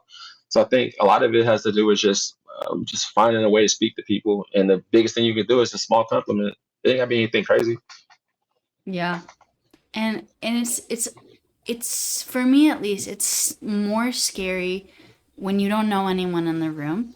And the easiest way, like you're saying, to get around that is to get to know some of the people in the room. And then if you see them again, hey, I know that person. You go talk to the person again. It's just like we're all strangers, but you don't have to stay strangers. 100%. Yeah, and the best friends in the world were strangers at some point. Mm-hmm. Um, Most people in the Western world, at least, the person that they're married to is a stranger. You know what I mean? It's the case, and now you live with that person, and you can't imagine being without them. At some point, you didn't know who that was. You had to speak, right? So, Right. I think letting somebody being a stranger be the gate or the gatekeeper is as much as we do it, it's probably a very silly thing to do, right? Because it's literally I don't know anybody till I know them. Yeah, Yeah. so, yeah. Right. That's like me, like oh I don't eat that. Why don't you eat that? Because I ain't never had it. Like that's a very stupid thing to say, but I say it all the Right. time. Right? I don't really try new foods. So like I'm not eating that. I've never had that before. It's just very dumb. Right. Right. Matthias said, bring a buddy. Yeah, bring a buddy, and it's okay to also still, like, don't just talk to your buddy. I think that can be something that you can do. Like for example, I'll go to concerts and I don't talk to anyone. First of all, because there's loud music, but too, because I brought someone, so I don't need to talk to anyone. We're just there together. And there are situations where that's fine, but you can also veer too much and like, well, neither of us know anyone here, and at least we can talk to each Mm-hmm. other, you know. But try and go together to talk to someone new, you know. 100%. And it is tough. I'm not gonna pretend like I don't have like the first time I ever did any kind of meetup here in Houston, they have like a smaller meetup called Tech for the Culture, and I go to it's like an after work thing last Wednesday of the month. I go the very first time I don't know anybody. Mm-hmm. I tried to back out last minute. Tell my wife I was like I think I'm not going. She's like Yeah. she's the biggest on like if you come back here without going to that event, it's gonna be a problem, right? She'll force me to get out and do stuff sometimes. Nice. Because at my age, I started to get a little bit more reclusive than I used to be. I used to be like the life of the party guy, and I just kind of started to pull back a little bit. But I go in there, and everybody's talking, and they feel like they're kind of clicked up, right? There's people at this table, and they're already bunched up. They're bunched up over here. They're bunched up over there. I'm like, I don't know what to do. And this guy walks in. He just walks up to a bunch of people and just cuts right in and starts talking, puts his hand out. And I was like, oh, is that what we're doing? I just did the same thing, right? And and everybody at the table is there because they did that. Nobody knew each other. They were just doing that the whole time. And I had this idea that they were somebody they weren't, right? And we do that too. We make up stories for people that they aren't telling themselves, you know. And we're very mean to ourselves as well. But we also give people, oh, they're clicking up. They weren't clicking up. They just walked in there and stood at the table randomly, and they started talking. And I could have done the same thing, right? But I made it in my head that they had already made their groups, and I couldn't get in, right? So it's a little dumb. And it goes back to what we had been saying before about like it's already a no. Like if you don't do it, it's already a no. You see the group of people, you're like, clicked up. No, I can't be a part of that, you know? And then where you defy that is when you or the random person walked up and were like, hey, hi, you know? And then they still could be like, no, like this is a closed group. And that would be weird, but they're not gonna do that. They're gonna be like, oh, hi. I'm sure it happens. I'm sure it happens. But at the same time, it's like I said, you get punched in the face the first time, you realize you don't die. Okay, cool. I can fight. Like, yeah, like if they turn their back and say, nah, it's a closed group. Oh, okay, appreciate it. And you keep walking. There's another group in there. Like you don't. Yeah. Even if they say no to you like that, they're not. Nothing's gonna happen after that. Like they're not gonna get physically violent with you. They're not gonna flip a table over and just turn their back, or they might be cold in conversation and give you some short answers because they want to talk to you. Cool, pick up on it, keep it moving. CYC, what they say was 800. What was the group? 800 people that were there this year. You can find somebody different to talk to out of people that's a group of 800 people. You can find somebody different, right? It got to be that group, right? So I think that's a huge deal. I luckily, like I said, CYC went the way it went for me. So when I came in that first day, that quickly I'd already met somebody. And then we met people again. And then that first night, so the next day when I'm at the thing and I'm volunteering, so I'm meeting all you guys too. So that was a little bit easier, which is why I volunteered. I listened to the podcast. They're like, the trick is to go back door, volunteer. And now you're forced to have people that you know and forced to be a part of it. And I did it so I can be next to the organizer. So I work with Danny all day, right? And that was my trick. It was like, let me get around having to go meet him. We work together now, right? So I kind of beat the system in that way by volunteering, and I knew what I was doing. It was on purpose, but he told us to do it, right? It was a trick, but he told me to do that trick, and I did it.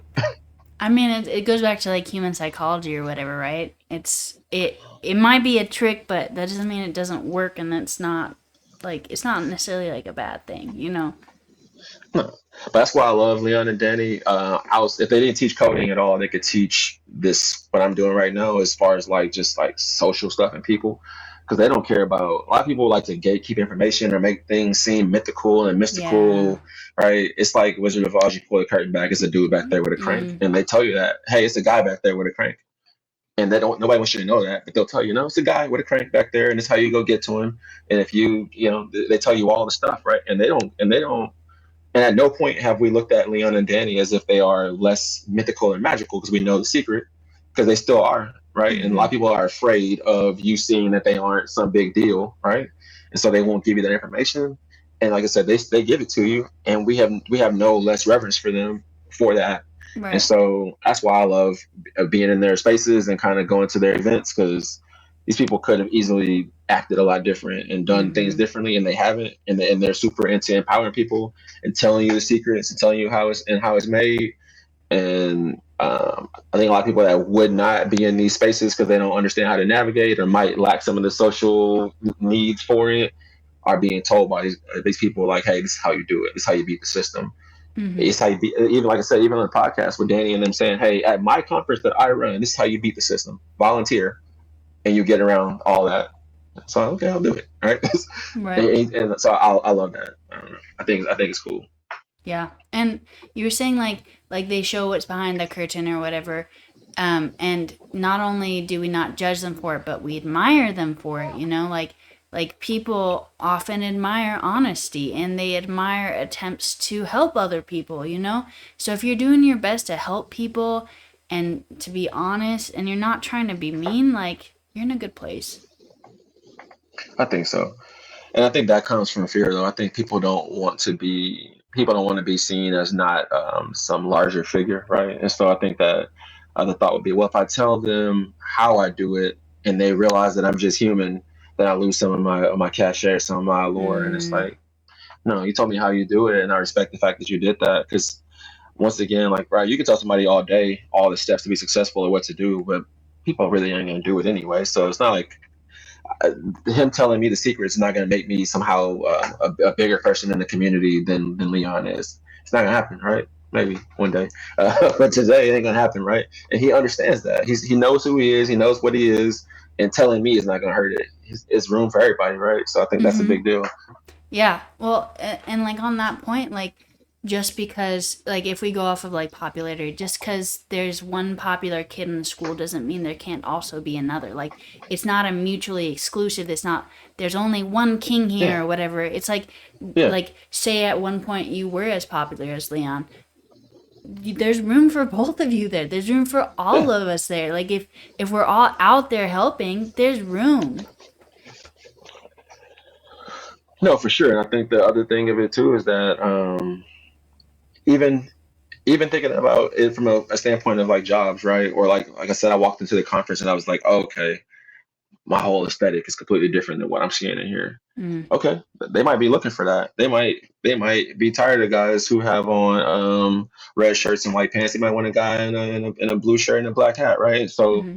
I don't know that because I refuse to put myself out, right? And so I think that if Rufio gets as big as Leon, people might say I like Leon, but Rufio, I love tie-dye shirts, and she be wearing those, and I want to be around her more often. Or I love Leon, but Ike speaks more like I speak. I want to be around that more often, right? Because honestly, I did Udemy for a long time, right? But then when I got into Leon's thing, I said, man, okay, he talks like a human being person. He's not trying to do professor talk, and he Yeah. talks a little bit closer to how I talk, and it's a little bit easier to ingratiate. I don't know what word to use there, but it's a Yeah, little bit yeah. easier, right? To do that just cause, for that reason, right? So it's you don't know who needs what, right? So Yeah. nobody listens to one music artist or watches one television show. So thinking that it's not space for you is a silly thought as well. Self sabotage. I like that. I like the idea of no one just listens to one music artist. That's so true Yeah, because like you know how many artists are in your library? Like yeah, hundreds, thousands. And there's nothing wrong with that. Everyone has a different like style of music, you know, a different song that they like to play. So, yeah. And the idea that too, like, and even if you don't, nobody listens to one genre either, right? Like mhm. you might have a playlist and you have 10 country songs, 10 rap songs, 10 pop songs, and whatever, a couple of rock songs and some emo stuff. Like, nobody's listening to one thing all day. You might have a primary thing, but you still at some point throw something else in there that you like, right? So it's never just one thing throughout for anything. So people who act that way it's definitely an insecurity thing for sure. Yeah. Yeah. I'm like we're making this like stream right now and I'm like man I'm gonna watch this again like I really I feel like you're dropping just gems right and left here and I like it. I don't know nothing. I'm just What? there talking. No, do you remember when we were just talking about how you were like look I got this thing where I think I'm the shit. Hey, don't lose I that. do. Nah, I do. I'm playing. Okay, I want to ask chat. Are there any questions that you want to ask Ike that we haven't answered? Chat's popping off, and there's a lot there, but I There want was a lot to. of questions earlier. I was trying to read a little bit at the same And time. you were answering them. I agree with that. 100 devs, they'll tell you in a second. Like, yeah, the best option is whatever one you can stick to. If it's, I know they push heavy for a free code camp. Would we rather fight one horse-sized duck or 100 duck-sized horses? One horse-sized duck. That's a big ass duck. Okay, or 100 duck-sized horses. I would fight the duck. But they have a horse-sized duck. It's the what's the shoebill stork? Is that what it's called? What? There's a horse-sized duck? It's Wait not a as big as a second. horse bill. What is it called? I think it's called a shoebill stork or something like that. It's like a it's a big bird. It looks like kind of like a demon. What? I feel like either wouldn't be particularly harmful, you know? Like if it's a duck-sized horse, then horse-sized duck, then that's just like a cool, very large duck. Ducks don't have teeth. They have little it's kind of like baleen whales inside their bill, and they got feet, but like I don't know. I guess they could like peck But at ducks you. are super aggressive though and very violent and Are they territorial. really? I have fought a duck before for real, but You lore yeah. drop. When did you fight a We duck? used to when I was a kid, we used to go. My mom used to walk all the time at the park, and she would walk like probably 10 miles or something crazy. We'd be at the park for like 2 3 hours, and then we would be at they had like a duck pond there, and we would pretend to be. There was this show when I was a kid called Ronin Warriors, like a little like an anime samurai thing. We would do like pretend to be that. We would like fight with little sticks, and I guess the duck saw us doing it and didn't love it at all, and started chasing us, and it got my brother, and he like, swung at the duck with the stick, and he actually hit the duck, and we ended up getting in trouble like for real because you can't hit the ducks, and they had to. Yeah, it was a big deal. But let's get past that. I would not fight the duck sized horses. Horses are very strong, so they would still have that same ratio of strength, but in a small body, right? Like an ant's really strong would be like a really strong duck, or a small, strong horse. 100 of those would be a problem because it's how would you overpower those?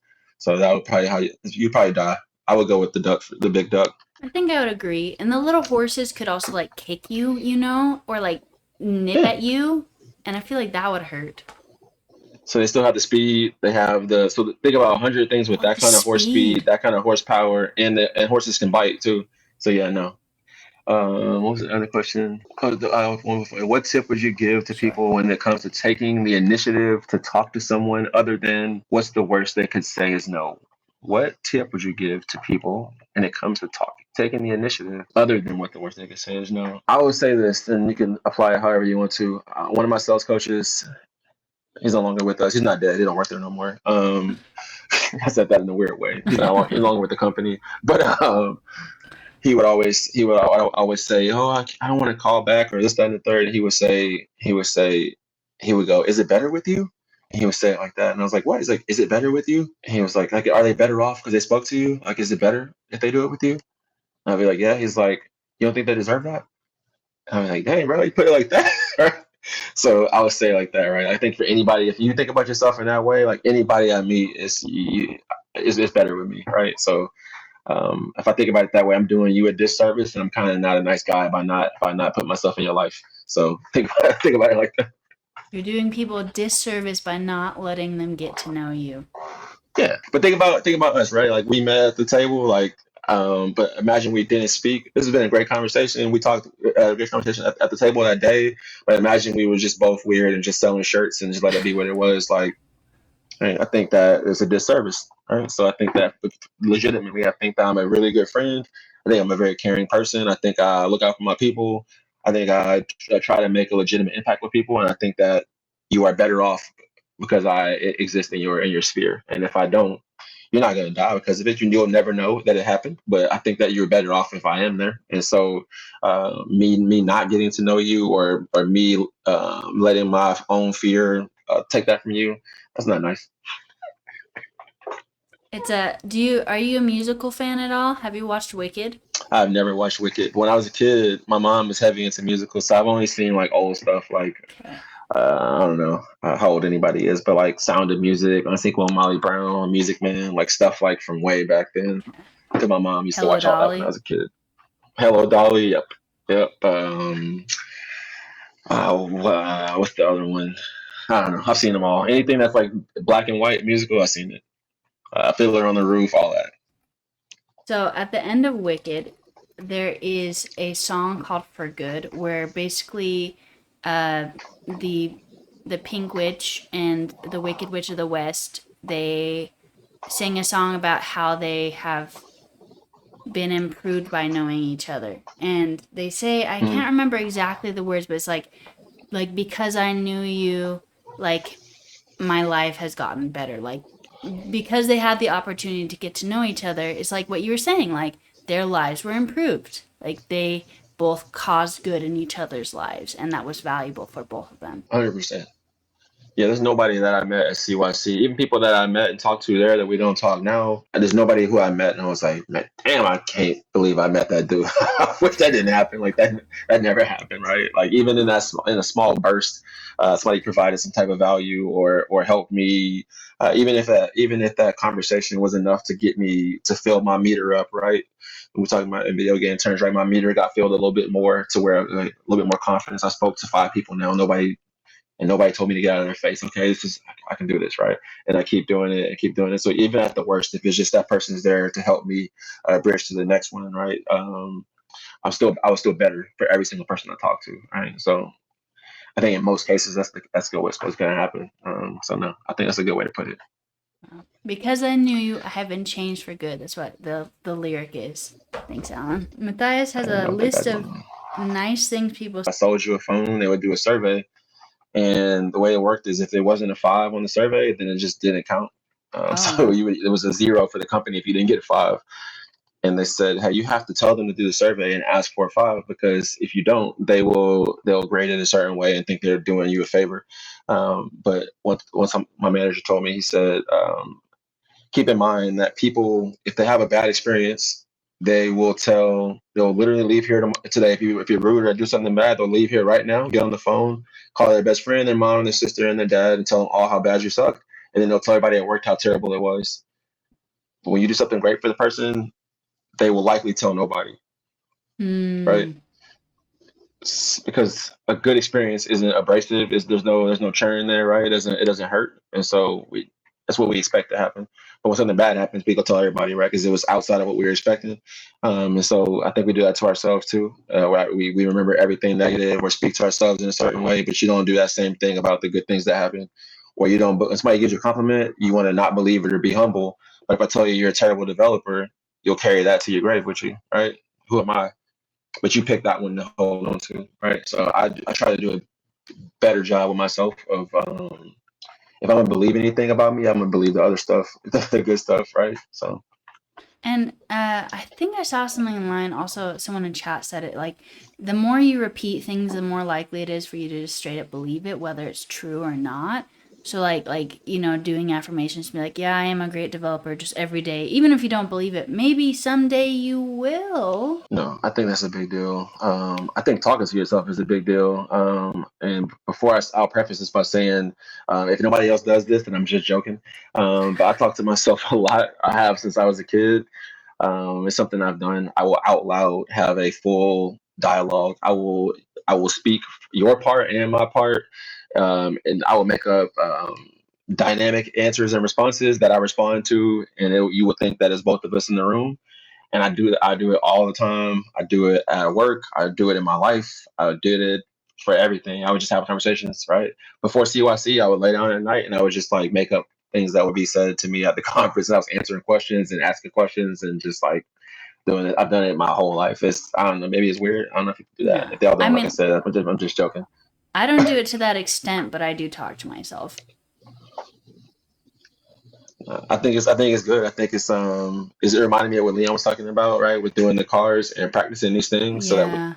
um, and like I had never known about it in that way. I just always done it. But a lot of times I might meet somebody and it's not my first time still sounds super, but it's not my first time talking to you, right? Because I Yeah.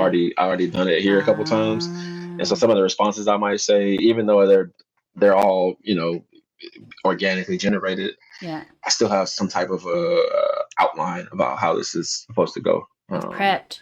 Which is what you do with the cars, right? It's just prep. And I never thought about it that way. It wasn't my goal because I didn't know what that was until a week ago. Um, but it's just what I'd always done on my own, like in my own brain. And so, no, I think there's power to that as well. Like just in general, like if meeting people and networking is a big deal for you, why not prep it the same way you prep for an interview? So you're Mm-hmm. not fledgling around, So I think that's it could be a big deal with people that say they don't have the confidence and don't know what to say next, or how you think that fast. Sometimes I don't. Sometimes I've already done it. That's really interesting. I'm gonna have to do that. I would love to be think or be like wittier or just like have be able to come up with like this like the cool things that you say off the top of my head as well. But if it's not actually off the top of your head and you can prep, I can do that. I can prep. You guys start rapping. That's the best prep. So I used to all through high school and like a little bit after I used to rap, and I did a little bit semi tried to do it for real, but like in Houston culture, like when we rap, we do a thing called freestyle rapping where you just like if you put on a music instrumental and you just like rap and you're making it up at that moment.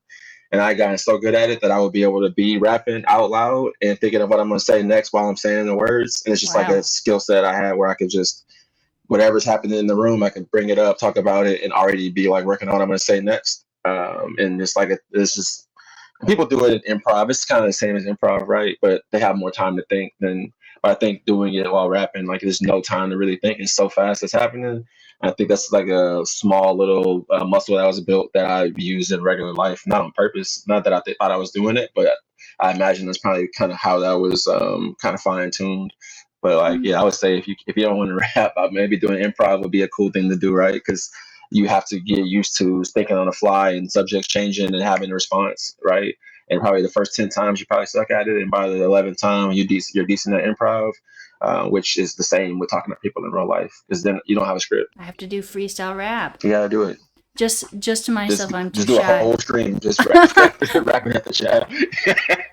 I think I'd get ripped apart. Everyone's so nice, but I don't know how you could not rip apart someone who's never done it before. Yeah, probably don't do that. Yeah, never mind. Ruin all the work we just did. Quitting coding to That's become a funny. Rufio rapper. Yep, that's what. Sorry, we're not streaming Don't anymore. don't call yourself that. A Rufio rapper. Nah, Don't do that to yourself. Step one. If you want to do anything, you gotta get the wig with the red streaks on it. Anything, start with that, and let the rest take care of itself. Absolutely. What if I just channel like who Rufio the character is? I think I'll have a lot of success. If at the end of the stream, you gotta hit me with the last line he said in the movie. You remember what it was? No, I remember he died. So while he's dying, so He funny enough, I think I talks about told you his at the thing that dad. I yes. So I told you at CYC that was my favorite movie as a kid. I was supposed to be in the movie. I auditioned for Hook, but we'll talk about that a different Whoa, time. whoa, whoa, whoa. I told you all this. You did, but I don't remember the part where you said you auditioned. So they had an audition in Houston at a place called Allen Parkway. It was like, and they had this little agency. My mom took me. I did a read, and it was from Peter Rabbit. That was like the little thing we read, Okay. and I ended up getting a call back on it.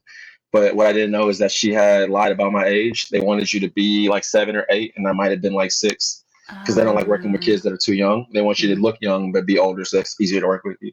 Long story short, we do this secondary thing. They find out my age, like yeah, just a hard note, right? So they go on by themselves. So the little boy in Hook that's pulling on his face, that is you, Peter. That was me. The kid stole my role, but OMG. but I watched Hook like a million times. But at the end of the movie, when Rufio's dying, he said, "You know what I wish? I wish I had a dad like you." And then he died. Oh. Such a sad and touching line. It was because the thing about the switch that happened when Rufio meets Peter, he hates his guts. He didn't want him to be there. He wants to kill Right. him. Everybody's falling in love with him. He's making an impact, and Rufio's not having it. He's not buying it. At the end, I wish you were my dad, man. Mm. Wow. It's such a good movie. It's ridiculous how good that Amazing movie movie. is. Amazing movie. The story's a little crazy as an adult with kids now though, because you look at it and they almost demonized The Peter adult. for having a job. Oh, Yeah, he was being yeah. an adult. He's at work. He's trying to leave the movie. He's trying to leave work, but they keep giving him more work to do. He's trying to get out so bad to get to his son's game. The boss doesn't care. It's just, I have my son's game today. He's like, I don't care. Here's this more work. He gets there, the game's over. He missed one game, and his son then allows Captain Hook to kidnap him. And yeah, the villain in the movie is actually the son, not Peter. Hmm. The loyalty was ridiculous. He one disappointment, and he let a man kidnap him. Kind of True. crazy. And went crazy in breaking clocks. He did break all them clocks. Jack was super trash. Terrible character. At the same time, though, he was a child, and children aren't known for their like critical thinking. So What was the daughter's name? Lucy or Ruthie? She Maggie. wasn't like that. Maggie, she didn't do that. She went out there and sang her little songs, and her dad could hear her. She never folded. She never tried to be with Captain Hook. She knew it was BS. But Jack was hurt. That's true. You know, that everyone say shame on Jack, the 10-year-old kid. And he wasn't even good at baseball at that. So he made all that big deal. He wasn't even good at baseball. I mean, Didn't love it. I imagine it's just more of like a kid's nightmare, like you want your parents to show up. They don't seem to, even though it's just maybe one time, and I don't know. It's I'm probably joking. I'm joking, but if you watch Hook yeah, right now again, like I said, the way they frame it is that Peter is like yeah, this absent father, and he's chosen to work over his family. When it's absolutely the opposite. He's an orphan who grew up poor, and right, he refuses to be poor again. But also, he's trying to get back to his kids. Clearly, right. in this movie, in the beginning, you see him trying to leave, and the guy's like throwing work at him, and he can't get out. So it's not like he tried to do it. But yeah, like I Peter was said, Jack led grinding. one. He's like, yeah, it's like one. No, one disappointment too many. I'm out of here, Dad. Dad, you didn't come to my baseball game. You don't get a parachute in the drawing. It wasn't even the game. It was the when they have him in the net and they want Peter to fly. It's his first day in Neverland. He can't reach the hand, and that's what pisses Jack off. That Peter can't reach him. Ah, Yeah, because he so starts it's crying. It's, I was there and you were there and you didn't try. so he's getting mad at his middle age limitations, I think. Yeah, I think Jack saw his dad as a superhero and he really wasn't one. Mm. Maybe Jack wasn't bad. Maybe I just worked my way through it. I'll have to watch it again and analyze Jack the character. I haven't seen it in over 10 years. I don't know why. Oh, you should watch it. I I have it on should. DVD. I don't even have a TV in my house actually. It's probably online somewhere though. I can watch on my phone. Yeah, I would say probably like Paramount or something random. It's hard to find movies. We looked for That's Home true. Alone 2 last night and couldn't figure out where it was going. It was on Disney Plus for some reason. Hmm. It's not even a Disney thing. But Hmm. Well, Disney owns like 5 million companies now, so Dante Brasco is absolutely the voice of Zuko in Avatar. He did an interview about it. He was like a very huge actor for a little bit in the 90s. goaded. Such a cool He's a cool guy. actor and the coolest voice. Like Yeah. very interesting to listen to. He showed up in a lot of TV shows as you know how they have like here's the new heartthrob in our high school. He was that Uh guy. have you seen any of those ones that are from like the 90s and then you see how the people look now and sometimes they don't even look different at all? Yeah. It's weird. He looks very similar. I mean, he's older, and because he Yeah, was like a child in that movie, but right. he looks pretty similar. Yeah. Some people. Some people don't age really. It's wild. It is wild. But yeah, that's my rant about Hook. I'm not sure how we got to it, but I think I I took us way mean, off track. my name is Rufio, so I don't feel like you have to go that off track to get there. I think we talked about Hook for a significant amount of time at the conference, if I'm not mistaken. We did. I'm remembering it now. Uh Now that you're like telling me it was your favorite movie, I'm remembering that. I didn't remember it before we chatted on this phone call today, though. So that's a good refresher. It was There kind you of go. a Everybody remember that when I turned into the next tech guru. You remember I used to send me DVDs of Hook, or I don't know, you have find me like the a original sword that Robin Williams used in the movie and send me that. I don't know. hook hook memorabilia collection. Like you'll be the collector for it. Yeah. Yeah, if y'all ever get into a situation where somebody's asking you to quote the movie Hook and it's like life or death or it's for some money, hit me up. I got that. I promise you. I will get you paid or keep you alive, one of the two. Hire Ike. He can save your if it's if ass. it's if it if it's Hook trivia, please call me. Home Alone 2 trivia, please call me. Home Alone 2, but not 1? Never seen it. You never seen number 1? Never. Why? I don't know. Ike, homework. You have to go see it, and I'll watch number 2 because I admittedly There's no haven't way it's a seen. good movie. How is it not a? How is the second one not a good movie? How is the second one a good movie, but the first one isn't? Where'd they go? Where was he lost at? Florida? And Or he's was it at his lost own house? his house. Oh yeah. I think I've seen it in pieces, but never like full movie. But I've seen it in bits though. But I've seen it. That's a lot. I don't know the story, but I've seen it for sure. And It's the like he set, breaks the fish tank with the tarantula in it. Yeah, yeah. I don't know the movie. I couldn't quote it. I don't know any words from the movie. I know every word from Home Alone 2. I know all the background music, all the extras, what they say. But part Wow. one, never seen it like that. Wait, is the second one the Manhattan one? Home Alone 2, Lost in New York, Okay. Yeah, I've never introducing seen the that. Talk Boy to the world.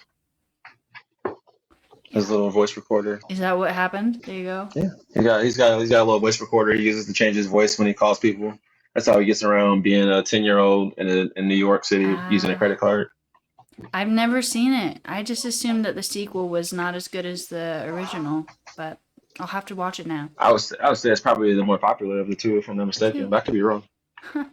I think I just Now after Home Alone 2, you stop watching it at that point. Don't ever watch anything else. I saw Home Alone 3 at some point somehow, and that's absolutely terrible. yeah, I imagine.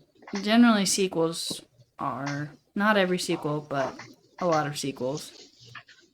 It's a different kid. So then, yeah, you had a Talk Boy. Oh, y'all was rich. Where they even sell that at? Is it I like a saw one in real life walkie-talkie? one time. No, I don't know how to. Can you look stuff up while you're doing this? Yes, I can. I can. Talk Somebody boy? post a picture of it if you can. Yeah, Talk Boy. It was like a tape recorder, but you would talk into it, and then you could hit buttons. It's like imagine a soundboard that you would use to change your voice, but it was like a handheld tape recorder. Ah. It was a began as a result of a promotional tie-in with Home Alone 2. Did you know that? Oh, I didn't know it was a real. I thought they made it for the movie. Yeah, it's promotional hand in hand, I guess. But the movie, like in the movie, he's got it in his hand at all times. And he'll like do talking to it, and he'll play it later on to do stuff. You gotta see it. It's like his manual tool. Okay. I will watch Home Alone 2. But you gotta watch And I Home will not Alone watch Home 1. Alone 1. What? No, I won't. What? I'm already watching the show right now. My daughter, we watching Stranger Things together. My middle child, because me and my oldest have already finished all of it together. But my youngest, I wouldn't let her watch it, and she's begged me for years. I'm like, no. So we're watching it right now. We're on season 1, episode 4. So we got a lot to do. We got a lot to do. I haven't seen Stranger Things because isn't it vaguely like horror adjacent? Who? Horror? Yeah, like it's got a creepy rotting world or something. I don't know. At some point, are you? You don't like horror stuff? No, I'm a baby. Oh, me either. But it's not like that though. Like probably the first couple seasons, like there's like little moments. Like there's a monster, but like it's not like anything like scary like that. It's mostly like if you like 80s nostalgia type stuff, like people liked it for that reason. And then Mm, it's like kind of centered around like D&D and like choose your own fate type books and like that whole vision. So that's kind of how it got popular, I guess. But no, it's a very good show. and have the latest seasons, did they go downhill? Like, did it stop being good after a certain point, or is it still good? They didn't go downhill. I mean, the only issue that happened really was that when COVID hit, they couldn't film like season, I don't know if it was 3 or 4 maybe. They had an issue with filming the season because of COVID, and it took them like a couple years. So the characters that were all these little 10-year-old kids came back, and they were like all 20 years old. So that's weird. And then they did the same thing again. They left forever and they came back. And so the main girl, Millie Bobby Brown, she's like probably 25 years old now, and she still got to play a high school sophomore. So that's weird because they started off like as literal children, but they wasted so much time with COVID, and it's just taking forever to film. But it's the last season, so it's fine. Freaking COVID. Yeah, Millie Bobby Brown just had a child, so. Did she really? Well, adopted a child, but yeah. Yep. See, I don't know anything. If it's celebrity news, I don't know it. I weirdly do, and I don't even watch the show, so I don't. I think she's popular. People in their 20s playing teenagers. Yeah, that's the thing. If you ever watched the show or movie Clueless, Stacey Dash was like 36 years old playing a high school senior. It was like yeah. But I didn't know she was that old until I got older and found out. But I didn't know she wasn't a high schooler. She was like a kid. And then you see like kids that are actually that age, and you're like, oh wow, those are like children, like actual children, you know? Correct. Rufio speaks Spanish for 2 minutes. Is that a thing you do? Yes, it's a thing I do. Somebody just pull out a token. Do you speak Spanish at all? I mean, to the fact that I live in Houston, and so I mean, enough to order food. Okay, well, you don't have to speak Spanish with me, but I am obligated to speak Spanish for 2 minutes. Wait, I gotta start a timer. It's a redemption. What just happened? Where'd that come from? So I have on Twitch, they have redemptions when you have a viewer watch your stream. Then if they sit in chat, if they engage with chat, they get points. And then as the streamer, you can make redemptions for it. And so one of my redemptions is speaking Spanish for 2 minutes. So. Gotcha.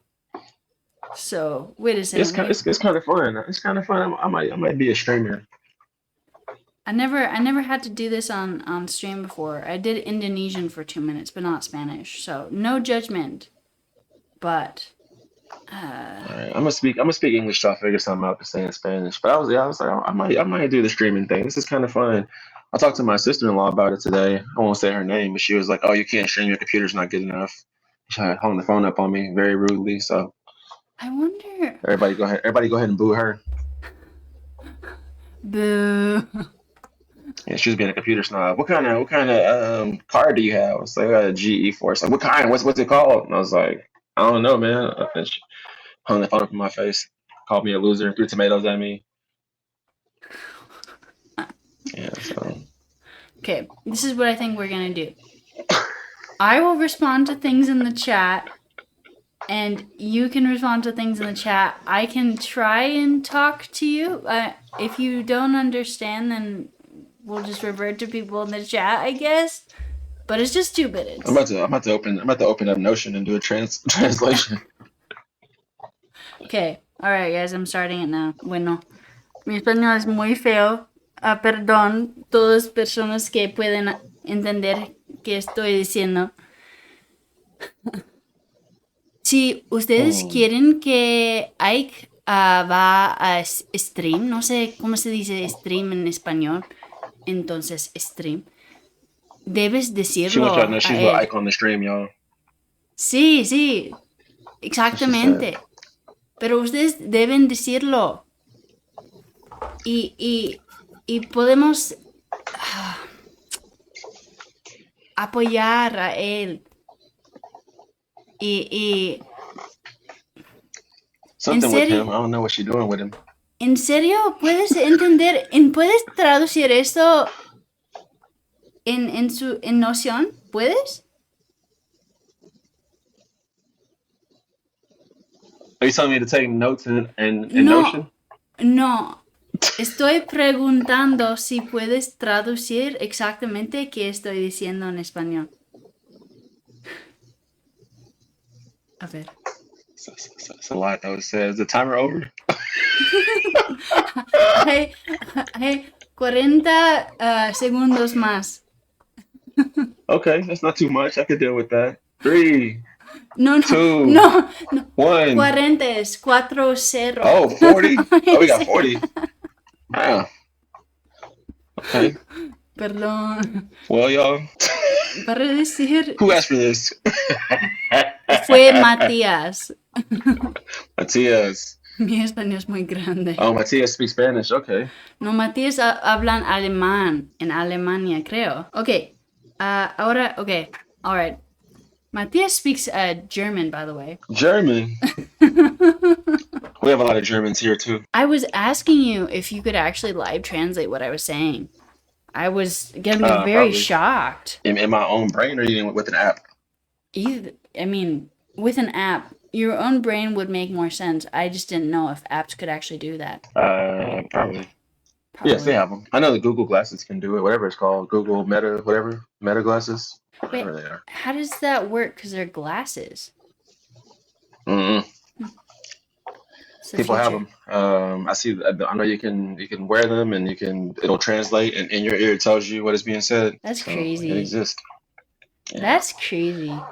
That's the But I future. don't I don't I don't I don't trust translation apps because so like I said, I live in Houston, so we have a very large Hispanic population, and I've worked in construction many times, and so I've gone on my phone, typed something in, and I said it out loud, and they're like, "Bro, what?" And I'm like, and I'll say it again, and they're like, "What?" And I'll like this, and they're like, "Yeah, that's not how you say that."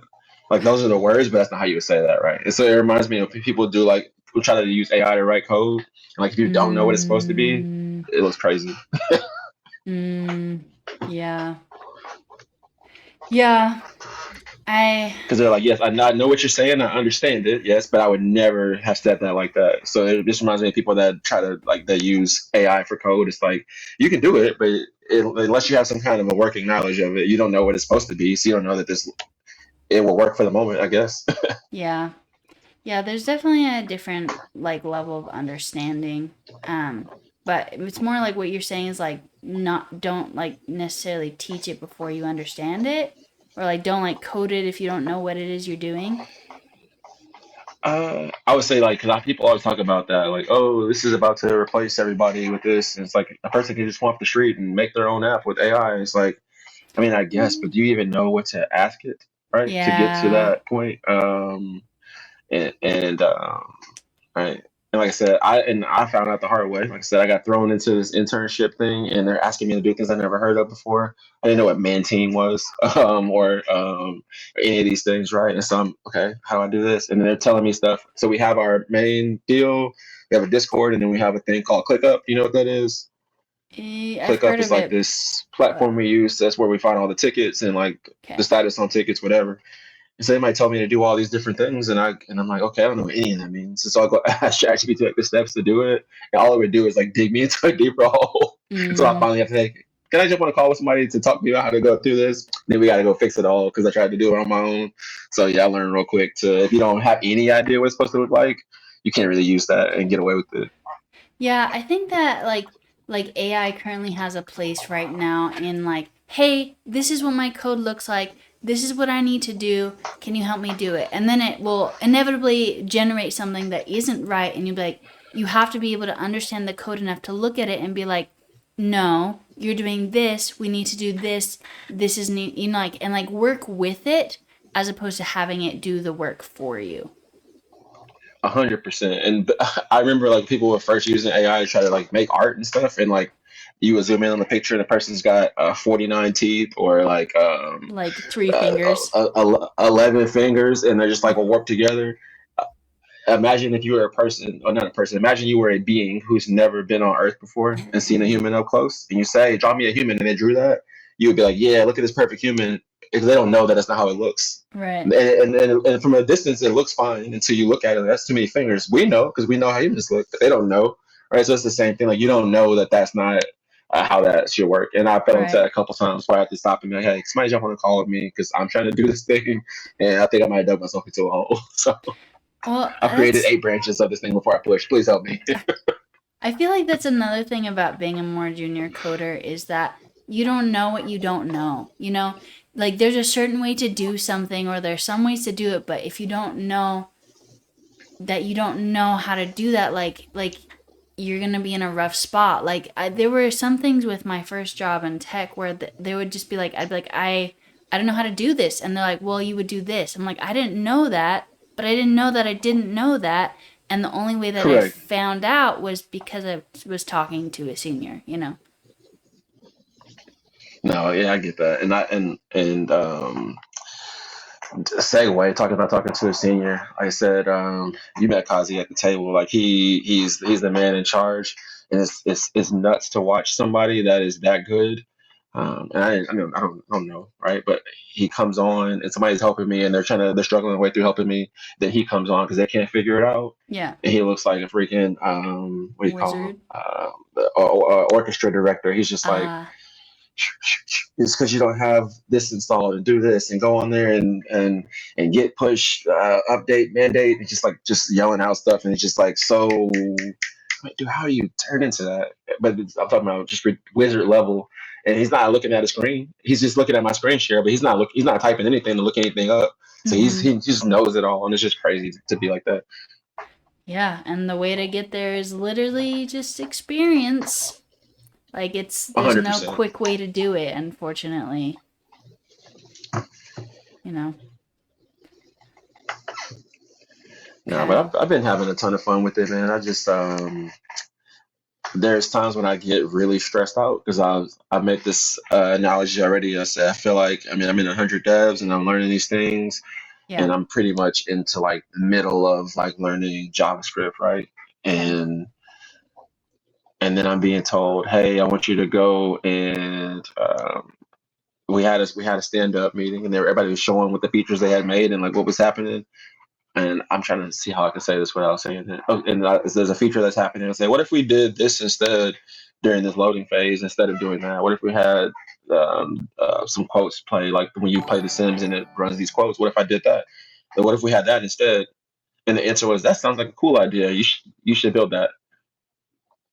Oh fuck! I don't know how to build anything. Right? So I was like, and so then I get a ticket made for me and sent it and assigned to me, and I'm like, okay. And that's where I started, right?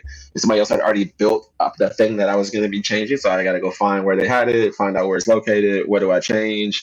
And at this point, I'm like, damn, okay, I just stepped into that app because I before that I was just tasked with going into Mantine, finding cool features that I liked and adding them to the code base so that we might use it later, right? That was my job. And I was like, I want to do something different, try to learn more. And then it turned into me doing that. And so then I started getting stressed out because it's like, I don't know what I'm doing. And I was kind of forcing my way through it a little bit. Like I have a real job that I go to every day, right? I don't Yeah. get to come home and just code. I have people that need my attention for X amount of Right. time before I can get into it. And then I'm Right. doing this, right? So a lot of stress. And then it was just me on my own suffering until I reach out to Kazi. I'm like, hey man, I'm super stressed out. And he's like, for what? I was like, because this. He's like, oh yeah, I know. I was like, because I'm not good at. He's like, I know you're not good at it. He's like, because you're here to learn. You know what I mean? This is what this is. I know you don't know how to do it. You're here to learn how to do it. It's like, don't be stressed out at all. Like at any point, if it gets to it, I'll just do it. But I want you to do it, right? So I don't want you to feel stressed out about it. So that's another thing that's we didn't bring up, but like suffering in silence for the fear of looking incompetent is silly, right? Because I dug myself into a hole. My mood is changing at home. I'm upset. I'm this, that, I'm failing. He's like, no. If you would have asked at any point, I would have told you that you're not failing and that I don't expect anything from you at all. Honestly, I just want you to try to do it, right? Yeah. Right. So no, yeah, failing in silence is definitely I call it paying for it twice because you're gonna fail anyway, and you're having the anxiety every day of dying those thousand deaths. So yeah, Yeah. No, I mean, and like you said, it's like failing twice. Like you already gonna have your team upset that you're taking so long because you didn't ask, and then you're suffering because you can't figure it out, and just like yeah, and yeah. like I said, I didn't like to have to ask people for help. I was just kind of forcing through it, and like I get through my whole feature, I have it built, and then I can't get on the website, and then what's happening here? oh, you have to have the back end and front end going at the same time. You can't just do that. I'm like, oh, I don't know what that Mm, means, right? So I'm learning all this stuff on the fly, and I'm like, I feel dumb because these are things that they do on Reflex that I've never heard of. They know I don't know it, so I have to ask them to do it, and then I get that part done. I build my feature, and I can't get it to run. Build the feature, that's in the wrong spot, right? So it's just like all this stuff kept happening to me, yeah. and I was just refusing to ask for help. And so when I asked for the help, it was literally a 20-second fix. I'm like, damn, I spent 3 days wallowing about this thing Yeah. when I could have been done already. Yeah. And like there's no shame in asking for help. Like there's some situations in which like you shouldn't. And I say this because in my job that I got laid off of, I actually had my manager be like, "Stop asking for help so much. You should be able to figure stuff out by yourself." And I was like, "Oh, sorry." So like there's some times, but in general like it is better to ask for help because then you can learn and then you won't have to ask for help in the future. I agree with that, and I think there's also a line, right? Because I see that at work right now. People will go in our we use what do we use Slack. Mhm. They'll go in Slack and ask these questions, and some of the questions are clearly them wanting you to do their work for them, right? Do we have Mm. a thing that'll do this solution at this spec? It's like, well, if you go to the spec sheet, you'll see it. And if I answer it, it's because I went to the spec sheet to see it, and then I Mhm. told you, and you didn't want to do that because you don't want to stop your call flow or your sales flow. You want me to do it, and if I'm doing it for you, how am I doing it for me? Right. So sometimes I'll stop answering those questions because I know for you, now you've been here for 5 years and you're still asking this kind of question. That is an entry level Yeah. first year question, right? You clearly don't care to learn because you know that we're going to keep answering it. So don't be that guy for sure. But also, I think that actually, funny enough, during that call, my wife was like, "Are you writing this stuff down?" I was like, "What?" She's like, "Are you writing that stuff down so you don't have to keep asking them the same stuff over and over again?" And I was like, "No, but I feel like I know it now." She's like, "Please write it down." And I Smart. was being defiant. I didn't write it down, but I probably should. But I but I I think feel that's that. a big deal. If you're gonna ask questions, take notes at least so that you don't have to be you don't want to be a nag to people at all with the same kind of questions, but definitely don't need to suffer in silence. If it's like a real thing that you've already attempted to do and you didn't get it, if you've tried on your own a few times, there's no reason to keep banging your head against the wall. Right. It's like what Leon says about like when he recommends when you start your first job, you're like ask them if you can have like carte blanche, like ask any questions for the first 3 months. You promise Hmm. you'll write them down and you won't ask them again because you'll learn. Like it's kind of like that, right? It's like Hmm.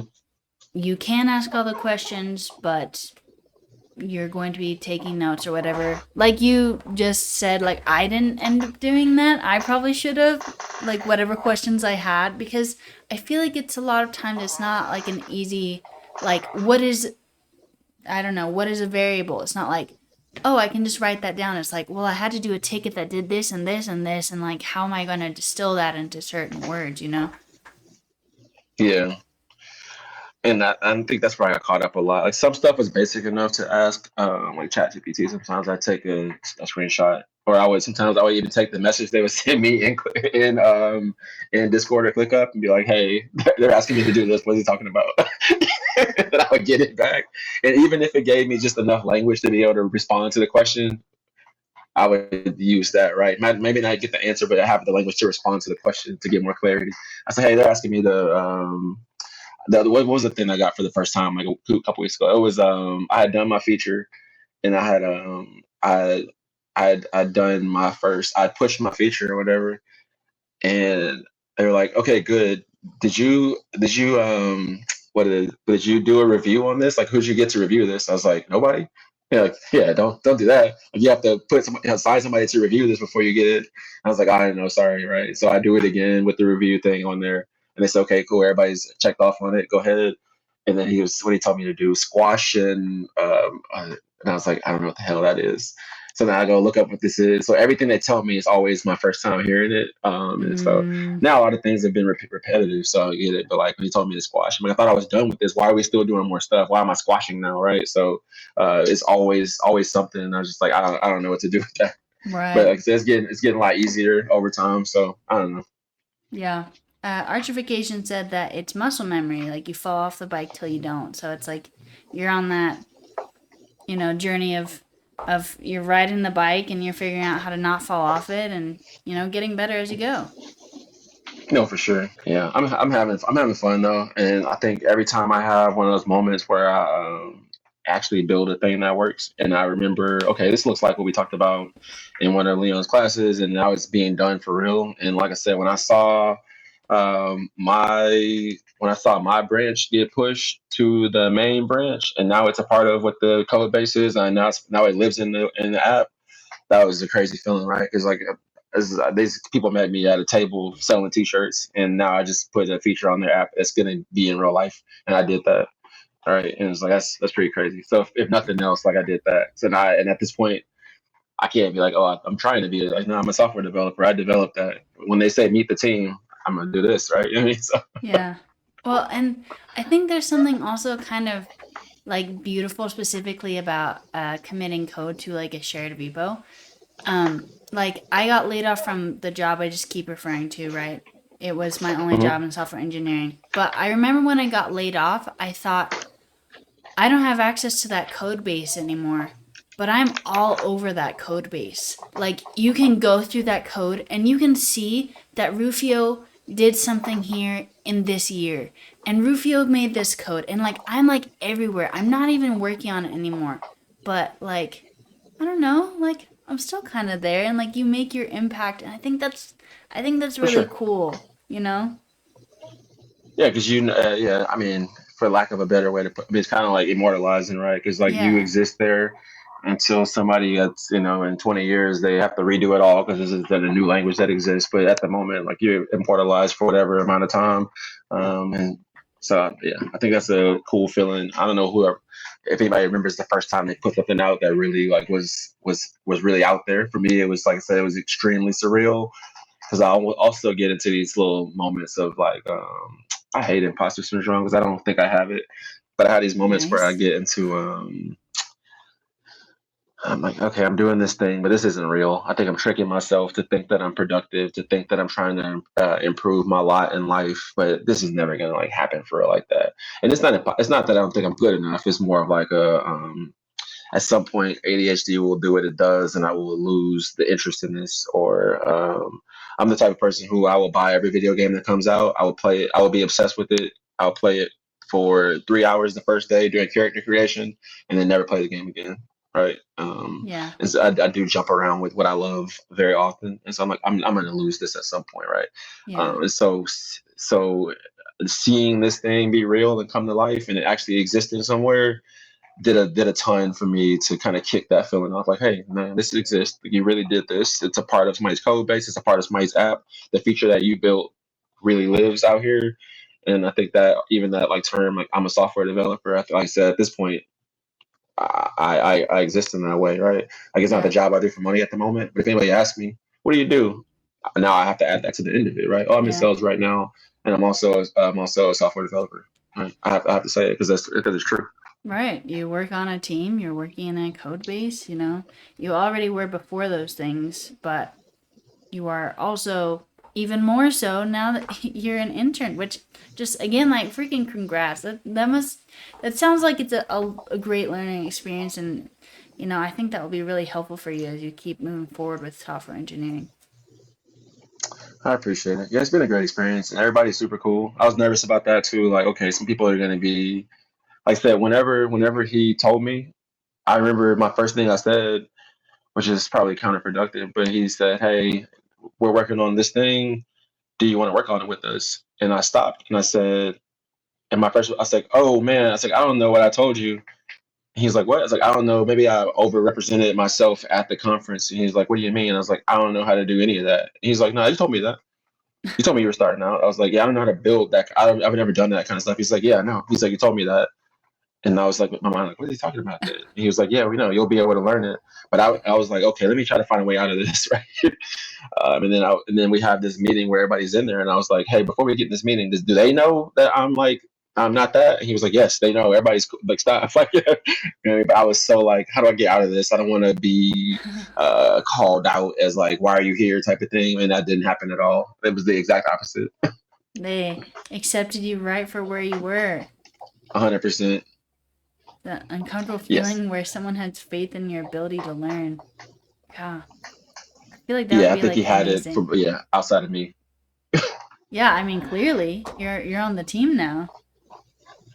But it was definitely a little bit of a I don't want to say disbelief because, like I said,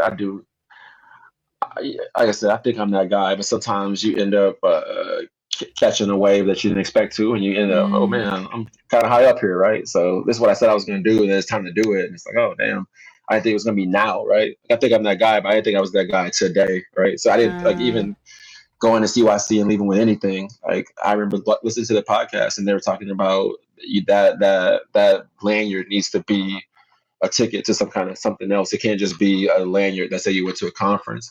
And in my mind, that's not happening, right? I don't have anything to offer anybody. I'm just going to go out here to, and so leaving with, like I said, a mentorship, leaving with a mentorship from one person, internship from another person, somebody asking me to do a stream with them. Like none of that was what I thought was going to happen at all. Because I didn't at that moment, I didn't think I had anything to offer in that regard. So I have been very grateful for how the community is here and how people reach out and how people are super positive. I met people that are now, we have a group that's going to render together that I met at CYC and we talked to there. So we have a group that's going to render. We've already all bought our tickets and kind of have that all set up. So I don't know. This community is amazing. 100 Devs has been amazing. CYC has been super cool. Like I don't think I could have asked for a better entry point for people to enter into it with. So I'm extremely excited to see like where everything goes and like kind of just watch everybody kind of get better. yeah. Yeah, that's awesome. And we look forward to seeing all the cool places you go. You're just at the beginning, I am at the beginning. but not in a bad way. Like, in a like, No, not in a whoa, bad way. all of this ahead of you, you know? No, yeah. I'm currently dealing with my, like I said, I have the Duns Kruger thing where I think I have like unfounded faith in myself for no reason. But I watch people talk about jobs, this, and I went on 43 interviews and they stole my code and I can't get a job. And I'm like, man, on one hand, I'm like, I'm so far from feeling like I'm ready to do an interview for anybody.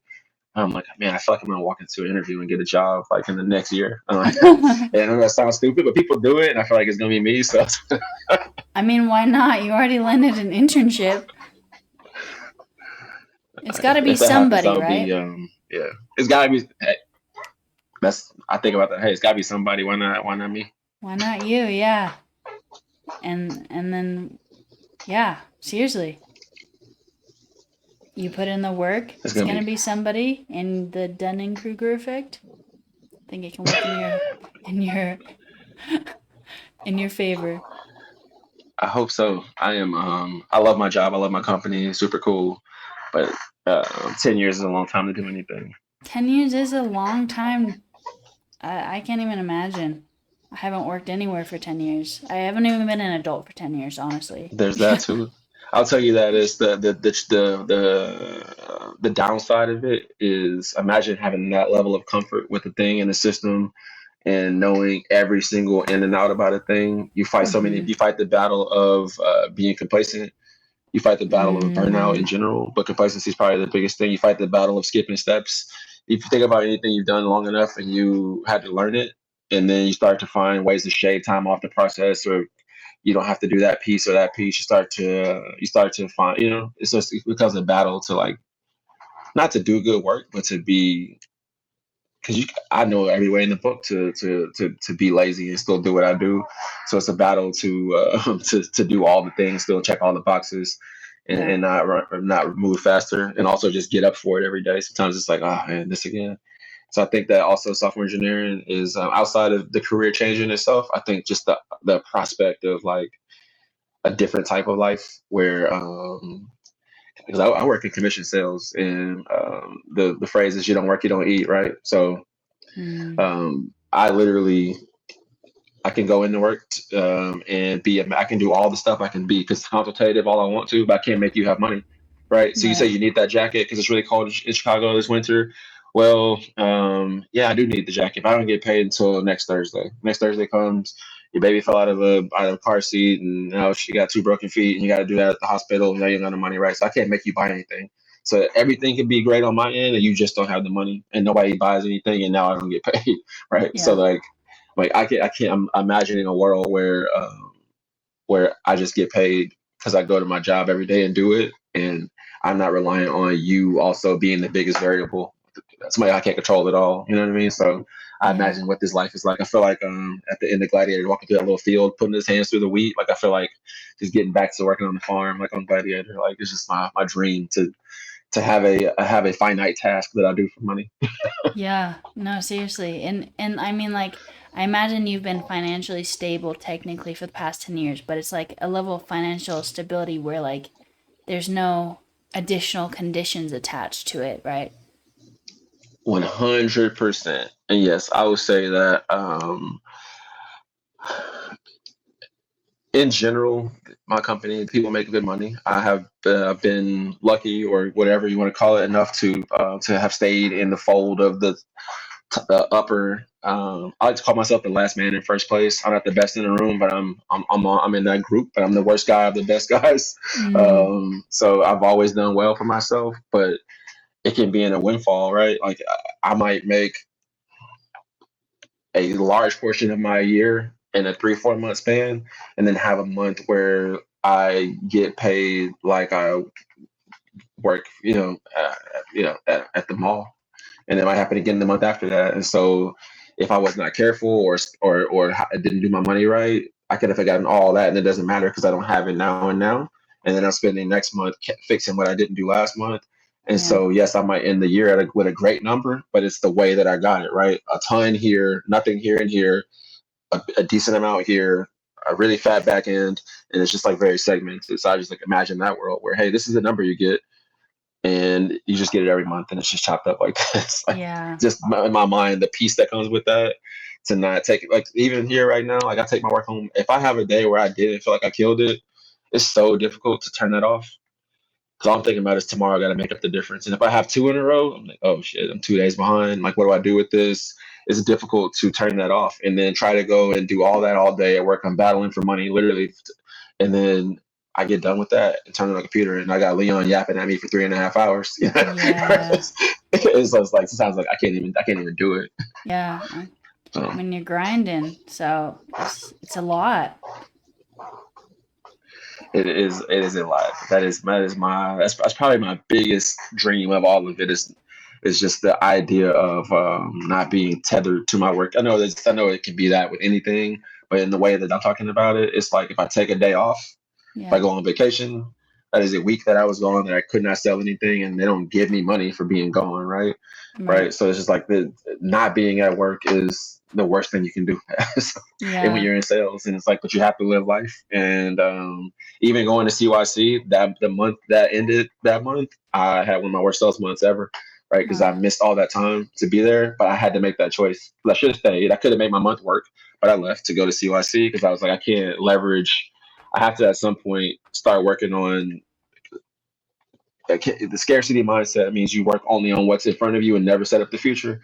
I said, well, I said I want to do this thing. I have to go. I have to go. So I missed it last year, so I was like, I have to go to it. I know it's a gamble, but I'm gonna be upset with myself, right? yeah. If I don't go, if I won my month or lost my month, I was still gonna upset with myself for not going to CYC, Mm, right? And now looking at everything that's happened, I wouldn't know this would have happened, but I can't imagine not being in this spot right now. I don't know how to code any better, but people like me a little bit, so that's good. And I wouldn't have had that if I hadn't gone. So I'm very happy that I took that risk, but I'm extremely excited for the prospect, like I said, of just having a job that I go to when I clock out is over with. yeah. And if they want to, and I think I'll be an unfortunate worker because they want me to be on call or work an extra day, I'll do it. I do that now, right? I'm okay with it. Yeah. I'm Yeah. excited. I wish a stable financial future for you.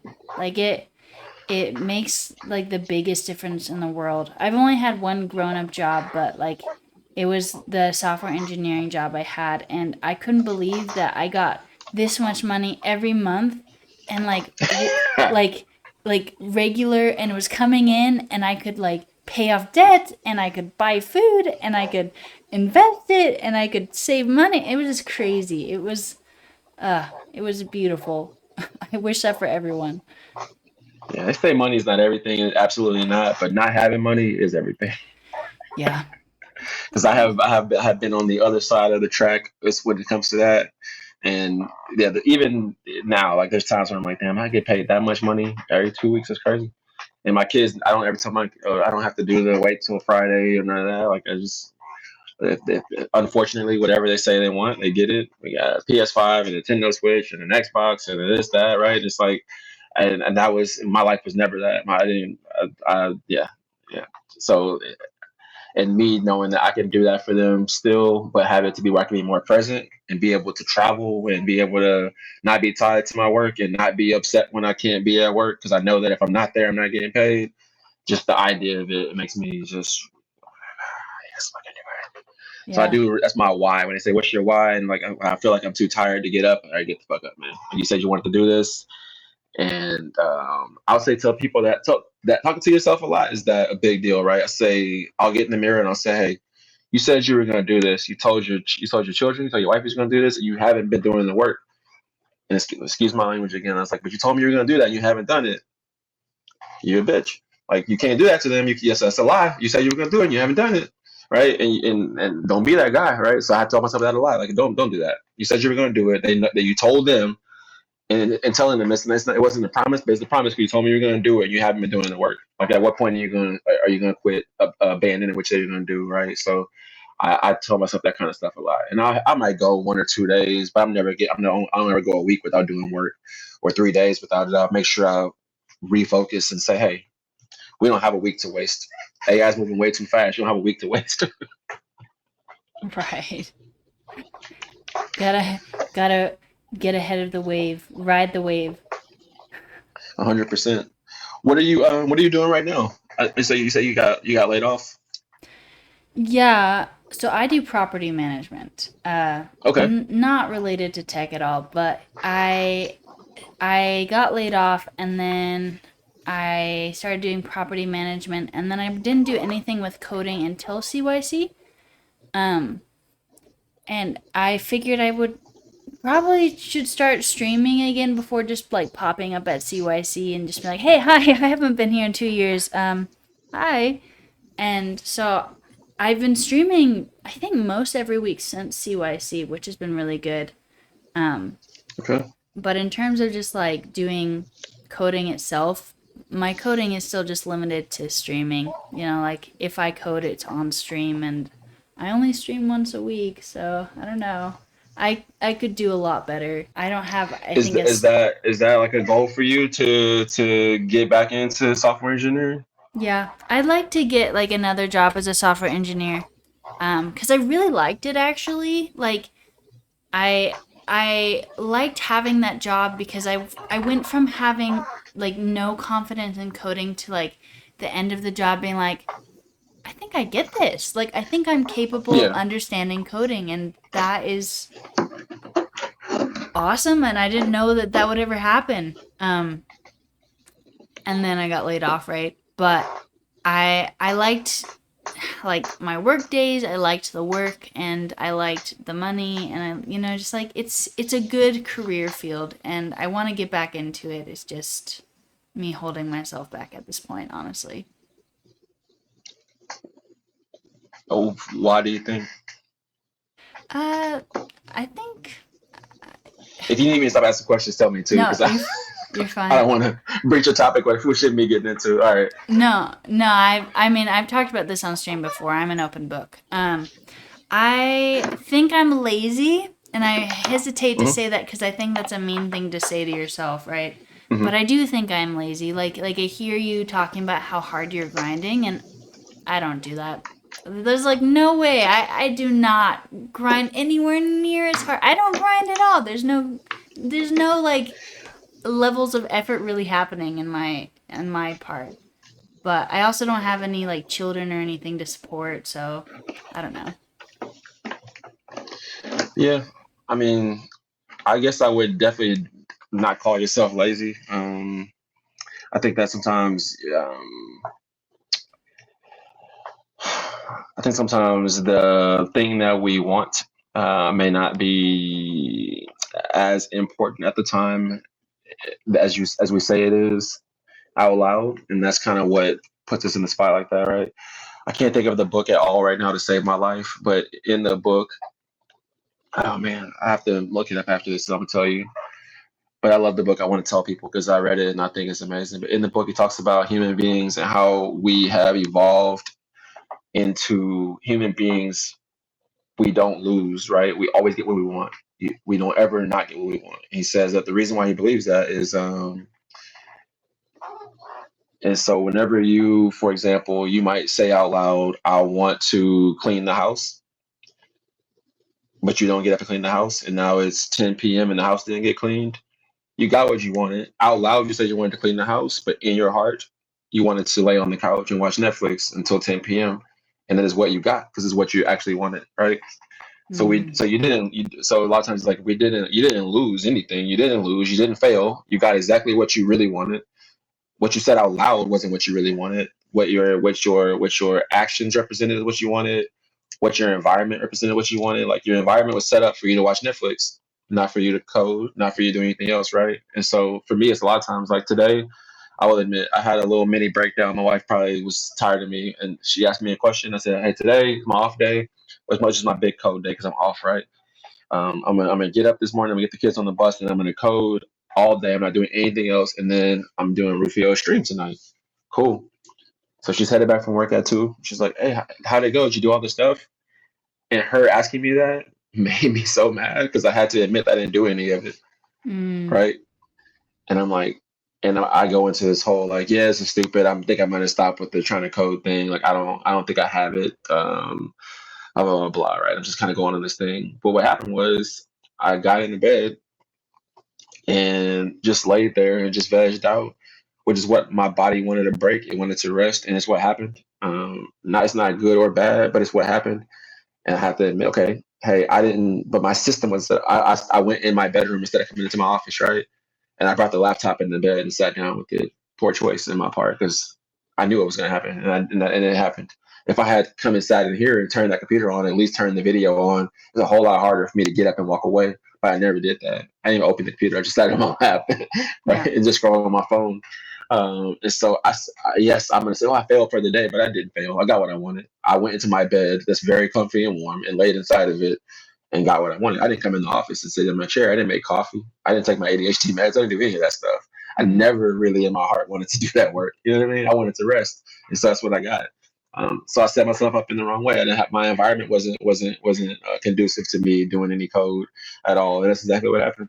So I think a lot of times we gotta, okay, yes, this is what I want to happen, and then how am I creating the surroundings to foster that? And a lot of times it's not what's happening with me, at least.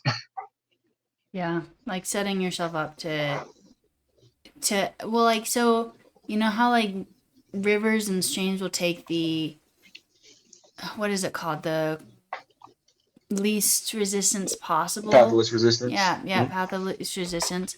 I imagine we're the same. It's like, well, I could, do a lot of really hard mental work and code and then do all this work to get a job as a software engineer. Or I could read. Or I could have my job I already know how to do and do that. Yep. Like, and what are you gonna, hey, we gotta read. What's happening with it? Wait, say it again? No, I was just saying. I said, so what's happening with it? CM Oh, yeah. Griffin. Yeah, hey Raiders, we're doing a guest stream with Ike here. CM Griffin was also at CYC. Okay. Yeah, they gave a I talk. wonder if we met. Probably I wearing a didn't get to yellow go to any hat. talks. I was working. Well, if you, Chris, did you come to the merch table on the first day? I don't know if you did or not, but Ike was there, as was I. I'll look Chris up on LinkedIn after this, see if I saw Chris. Anyway, welcome Raiders. Thank you for the raid. Very nice. Let me just shout them out really quick. But what you're saying is true though, and that's from the same book. I have to figure out what book this is. But he talks about that as well. Like we are also adverse to any kind of pain or discomfort, and it's pain and discomfort in me sitting here coding or watching these videos, and like I said, listening to Leon talk for 3.5 hours on a YouTube video, right? And so it's a lot easier for me to just pick up the phone and mindlessly scroll social media or watch a Right. show, whatever it is, or do nothing, right? So what is it I can do to create an environment that makes that feel a little bit less like work, right? And one trick was setting up ways to make your brain think that you like these things. Where even like with Leon, where we take the little short breaks, right? Okay, in that short break, I might tell myself after 30 minutes worth of code, and then I might do something that I like that feels fun, right? And then my brain starts associating this action Mm, with this result, right? And so it's almost like Pavlov with the bell for the dog, right? It's like we start to train ourselves to think that this is something I actually like, right? Because I like the idea of being a software engineer. I like the right. idea of the whole thing, but clearly we don't always like the idea of doing the work that comes with it, right? Right. Very few people are built like that where they like the work. The people who are always savants in whatever field. If it's basketball, coding, whatever it is, they're always ridiculous. But in this case, like unless you're not that kind of person, you have to really build that around you. And I do good sometimes at it, and sometimes I completely fail at it, or not fail. I guess I succeed at doing nothing. Yeah. Yeah, I feel like the solution is like pretty obvious, like what you're saying. Like it's like make your environment one in which you will succeed. Like make it easy, make it the path of least resistance to to do the things that I don't want to say like want to do because we just talked about how it's not technically what you want to do, but like you want to do, but not necessarily like want to do, I guess. But like make it easy, but then at the same time, it's like, yeah, but that's hard. Like it's still gonna be Yes. hard getting to the point where you can make it easy. I don't know. No, I mean, but that's really the key is like setting up some kind of systems or making places conducive. Like for me, I go through that with like the gym, right? It's like something I love to do, and then it would be well, driving to the gym with my schedule doesn't really work, right? I get up at 4:50 to go to work. I could get up even earlier and go to the gym, but that's really early. It means I gotta go to bed earlier, right? So okay, let's think about home gym, right? And so it's switching over from going to the gym to doing it in the garage, right? Because now Mm, I don't have that drive, and I have all the time in the world to get in my garage. I live here, right? So I've made yeah, it. I've made saying no to the gym feel a whole lot lazier by saying no, right? I could say, oh, it's raining, or it's too far to drive, or it's too late at night. All those are gone. So saying no now, there's nothing I can say besides, hey, bro, you're really lazy. You know what I mean? I've made it to where the all those obstacles, all those reasons why not to do it are gone.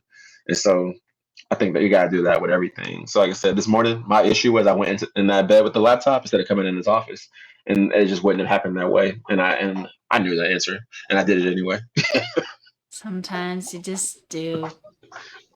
It's like you said, we don't want to be in pain, and I know a lot of us love coding, but also I feel like coding is also it's coding is pain a lot of the times. Like It is. And like I told you, I'm looking for a different kind of pain now. So I'll take this pain. right, right. Yeah, we did a stream a couple weeks ago where I was just doing a coding challenge and I couldn't figure it out and I got like so mad. I was like angry at the code and I was like, this is why I hate coding in my brain. I was like, like Rufio, like calm down. It's not that serious. Yes, coding can be hard. Like it's okay, you know. And sometimes like you have to talk yourself down from that. 100%. No, that's definitely. Yeah. Um, Raiders, wait, let me. How much time do you have left to chat? Because I want to be considerate of Me? your time, given that we've been here for almost 3 hours. I'm good with whatever. Okay. It's only 8:30. I just wanted to give the Raiders an opportunity to ask you any questions. So, Raiders, Ike and I have been chatting. Ike is a software engineer, however, has been in sales for the past 10 years. And we talked a little earlier about any strategies to use or like to use in sales in your software engineering journey. Mhm. So, if you guys have any questions about like how to apply sales or any techniques, let us know. Not a question, but they love your wall. Oh, thank you. I built that wall when I moved in this house, Did you really? That's and very now impressive. it's got My wife just brought me these two boxes back there. It is Link and Zelda. Is it a It's what's behind sticky my head right wall there. or is it like a No, wooden? it's a wood wall, so it's like yeah, it's just little wood panels there. It's a pretty easy little build. Anybody How can do it. how are they how are they stuck on the wall? Those boxes or the wood. The boxes. The wood I imagine is like nails or something. The wood is nailed. The boxes are where I didn't do a good job. Little gaps in the wood from the wall, and I just slid the cardboard from the box in there just to hold it up. Beautiful. Because I don't know how they do it in Utah, but in Texas, everybody has textured walls, like this called knockdown. So the wall is not flat, and so there's always going to be gaps unless you caulk it over. And Uh, I can't see that, so I didn't caulk it. And so there's little gaps there, and I just slid that there. gotcha. Yeah, I think our walls are pretty flat. It's just straight up like sheetrock, so Oh yeah, we don't have that. that's interesting. Okay, So it we makes got painting very difficult. 'Cause you have to do a lot of painting over things. And yeah, Alex, I did make that myself. I did. okay, we got some questions. How would you go about selling a product that is a niche item where the customer needs to learn that they need it? Here we go. Do you is this like a hypothetical or is there actually an item? If you don't want to tell me exactly what it is, can you give me like a little bit of context? Because I could probably give you an answer.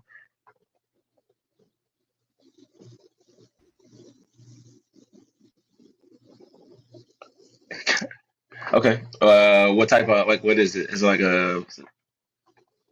Logging a governance login tool. governance tool?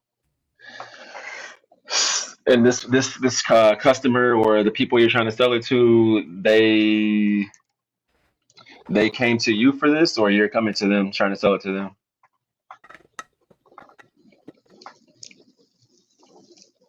I think that matters if we're cold versus like them coming to you warm.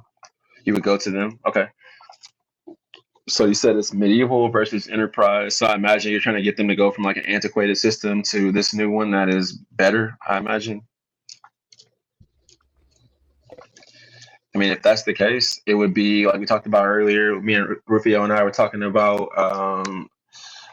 right? I don't know your item enough to say it that way. I'm just going to give my same example again. We talked about her tie dye hoodie, right? And I know she lives in Utah now, right? So I would say, hey, I know you live in Utah, where it's really is it really cold there right now? Yes, it's super cold right now. Awesome. Do you have a jacket? I do have a jacket. Okay. Is that jacket working for you, or would you need something a little bit stronger to take care of this current winter? It's been doing the job, but I had it for 10 years, and it's kind of getting a little bit ratty, and it's got holes in it, and it's getting wind in it.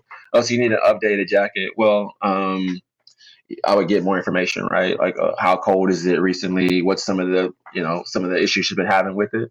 And now I'm going to tell her, hey, well, we got this goose down jacket. It's got double lining. You can take the inside out. If you get too warm in it, you can switch it out with this X Y Z, right? I present to her I present to her all of the different features and why this would be a solution for her issue, right? And then I go with that, but I never just say, "Hey, it's cold in Utah. Come buy a jacket from me," right? Because I need to explain to her why she needs this, and the only way to do that is by asking people questions and letting them tell you what the needs I have are. So you never, yeah, 'cause we never want to talk about like a doctor. If you went to a doctor and told them your arm hurt, and they said, "Okay, here's some ibuprofen," and they told you to get up, you would be like, "What? Malpractice? You don't know what's wrong with my elbow. You didn't ask me any questions." Um, So I would say you have to always ask those open-ended questions and get them to tell you a story. You want them to info dump. And enough. I didn't say this earlier, but one thing we say a lot is anything else. All right. So they tell me the information. I say, okay, cool. Anything else? Okay, awesome. Anything else? And let them get it all out so they don't interrupt you when you start talking. And when it's time for you to solve, they don't jump in. So the biggest thing is go on that fact finding mission with the open ended questions, and at some point they're going to tell you why they need your system versus what they have.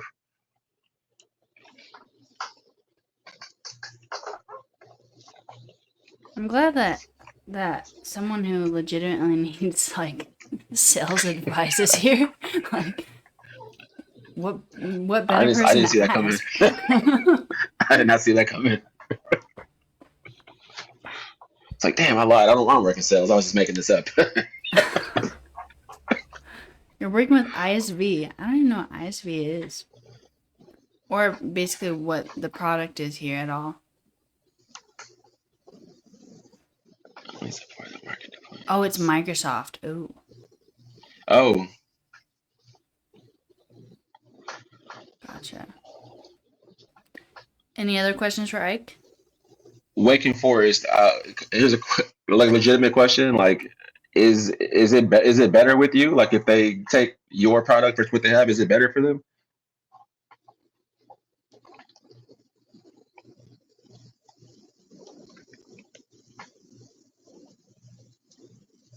For those of you who weren't here, Ike asked that earlier.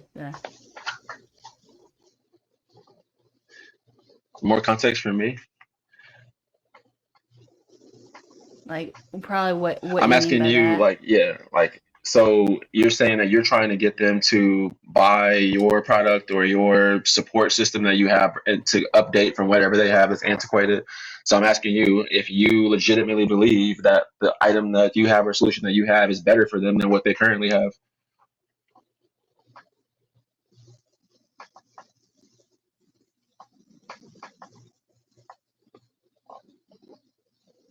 So that's the answer then.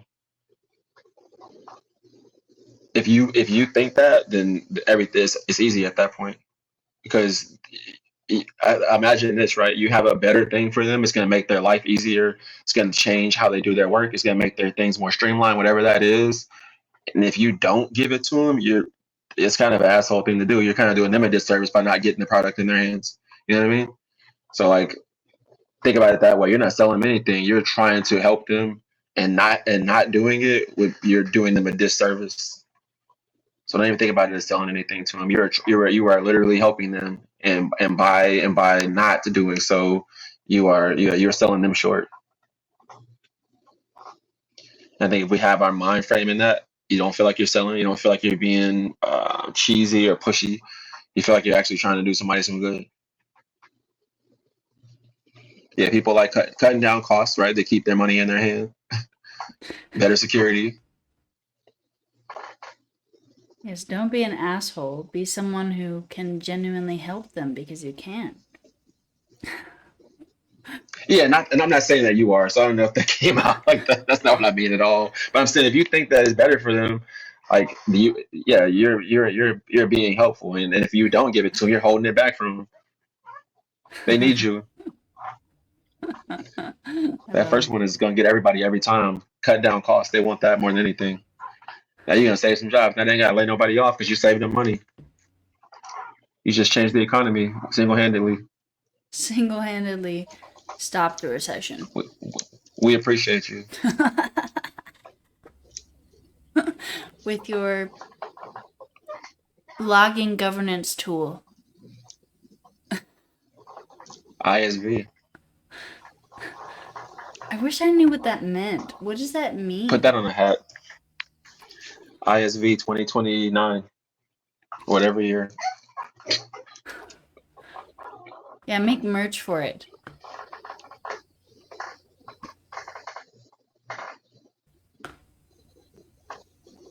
Independent software vendor. Oh.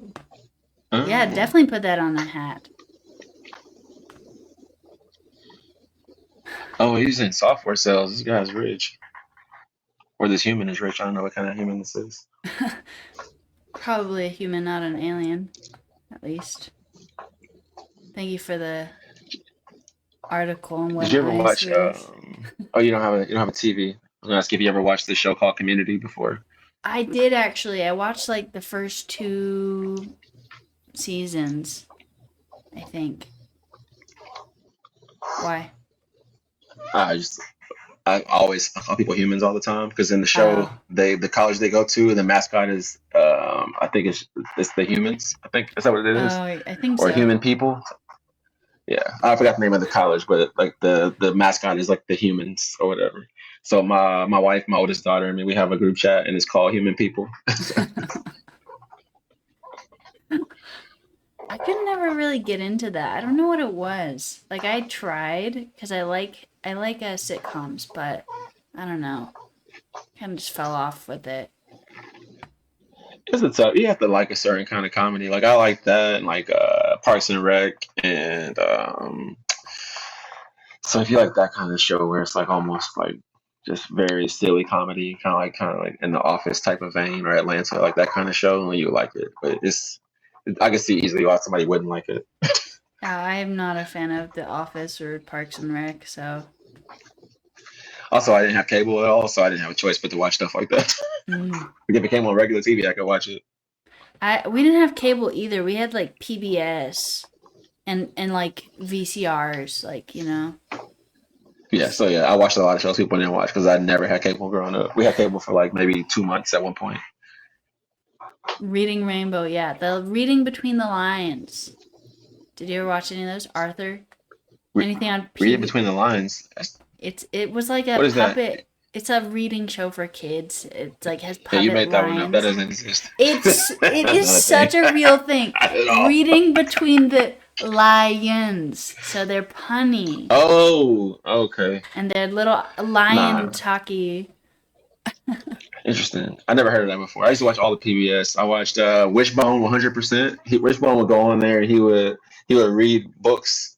And it was an episode about a book called Abby Yo-Yo about this like folklore Oh my gosh, I demon thing, and remember it that. terrified me. Yeah, that episode, they would sing this little banjo song. I hated that. I didn't like that. What else I watched on PBS? Ghost Rider was my favorite. It was like some kids in New York, and like they would walk around, and this little ghost thing would spell out words to them on computers or on street signs, and they would read what he's saying. Um, The dragon one. You remember that one? Dragon Tales? There was a No, Dragon that's a Tales. Disney Yeah. show. Is it? Is it? I don't think so. I don't know. I don't know what Dragon Tales. I don't know why I said that. I don't know what No, that it is. is Dragon Tales. It is. Oh, I don't think I've seen that before. I know what it is though, but I don't think I've ever watched it. I just watched Mr. Rogers and like Sesame Street. I watched Arthur a Sesame lot. That's Street. probably my favorite. Arthur, yeah. Was Doug on PBS or no? No, That that's not sounds a PBS show. familiar. Doug is not a PBS show. That's like a I don't know what that was from. Apparently Dragon Tales is That is not not a Disney. Disney show. It's an animated educational fantasy series created by Jim Cohen and Ronan Ruddick. Wow. Oh, okay. Doug was Nickelodeon. Okay, yeah, I used to watch a lot of Doug too. Clifford. That's another dog one. Clifford. Did watch Clifford. There were Did others, I'm watch sure. Clifford on PBS. Magic School Bus was PBS, Yeah, right? Magic School Bus, yeah. I don't I did actually watch that. I don't remember watching it as much as I remember reading it. And then I watched it with my nieces Doug and had nephews. Doug did have a blue friend. The girl's name was Patty Mayonnaise, and the guy, his name was what's my man's name? I watched Doug a lot. I know that Doug it was Doug, Patty, and then the villain his name was Roger. Zaboomafoo. That was a good one. Sabumafu, I did watch that. It turned into the two guys got their own show after Yeah. that called Kratz Creatures, Yeah. That one's pretty popular now, I think. Right? and now they have a new one because they're old now. So it's a cartoon now. It's called Wild Kratts. And it's like they're cartoons instead of them being in the show. Yeah, they're still out Can't here. show old people. Can't show old people's faces. They come on at the end because like they'll come at the end like real life, but it's a cartoon. But like they're significantly older than they were at the time. Like they were jumping around and climbing in trees. They can't do that no more. So they let the cartoon do it. Yeah, it's interesting that they've had 3 show iterations now. It is some dormant childhood memories. No, I was a heavy cartoon watcher as a kid. I've probably seen some of the most obscure stuff in the world. I was gonna make a post one day on TikTok about these obscure cartoons like T-Rex and Attack of the Killer Tomatoes, just like these crazy random shows. They used to just throw stuff at the wall back in the late '90s. Just like, all right, let's see if anybody watches this. Biker Mice from Mars, Street Sharks, like just ridiculous stuff. Have you ever, like, as an adult, seen or heard something from one of these super obscure shows where you didn't remember that you remembered it, but then you hear it or you see it and you're like, you have like a weird moment where you're like, what the hell? Like, I know this. I don't know how I Yes, know this. yes. Like anytime somebody says, "Do we have to?" There was a show called Samurai Pizza Cats, and they were like these anime type samurais, but they worked at a pizza shop. Wow. In the song they would do an ad lib and go, "Do we have to?" So if I ever hear somebody say that phrase, I think that Wheeled Warriors, dude. I never seen it before. I had a coloring book we got from a garage sale. Wheeled Warriors. That's crazy. Somebody has seen that before. What a ridiculous pull. That's crazy.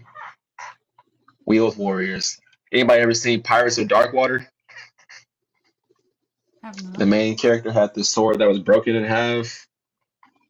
Yeah, yeah, yeah. I've seen a lot Sounds of pretty cartoons. They had a fire. cartoon. They had a Peter Pan cartoon for a while. Gummy Bears had a cartoon. What's the best show? Pirates of Darkwater? Is that what Waking Forest is talking about? Say yes. What game? Oh, they did have a game on Sega. Never played that, but I've seen it. What else did they have? Battletoads, Captain Planet.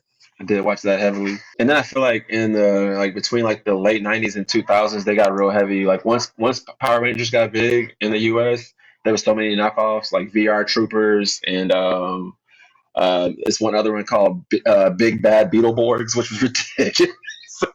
They had so many shows like that. Wow. Battle. I did Gargoyles. I watched a lot of Gargoyles. Darkwing Duck was one of my favorite shows. That was a spinoff from DuckTales. He was a character in DuckTales for a while before they gave him his own show. A little bit of yeah, a little trivia. If you ever want to get some money, invite me to do '90s cartoon trivia along with Home Alone 2 trivia. And Hook trivia. Oh yeah, yeah. If you want to make some money, yeah, call me about some Hook trivia. If you need somebody to recite the movie from start to finish and every sound that the movie makes, hit me up. I got you. Tiny Toons. I used to watch. I had a coloring book, Tiny Toons. Rescue Rangers. At least I used to be in love with the woman, the little lady mouse. The I did Lady like that Mouse. show. Yeah, yeah, yeah. They had like a friend on the show. Recess is probably my favorite show of all time. I My didn't favorite even. show is probably Rocket Power. Y'all watch Rocket Power on Nickelodeon? Wait, I thought you didn't have cable. Isn't the Nickelodeon cable? It is. I told you we had it for like a year. Uh, We had cable for like a year. I forgot how we did it. We had multiple times. One time we had cable. I think my brother like was like finding out how to like steal cable back at the time. That was like a thing you could do in the '90s. And then I remember we had paid for cable one time. We went out of town and came back, and he was supposed to be paying the bill, and he didn't do it, and we never got cable again after that. And then my brother-in-law worked for Time Warner or Comcast for a little bit, and he got us cable for a little bit, but we didn't get to keep it. But so we've had it. mm, We've had it collectively for about like a year's time, multiple times in my life. there you go. Enough to know all these obscure shows. Yeah, yeah, yeah. Well, most of those was just regular television. The only Oh thing that yeah. wasn't was Rocket Power and like I don't remember if Doug was on regular TV or not. It could have been a Nickelodeon thing. I don't remember. The only I don't time I remember. watched cable was in hotels.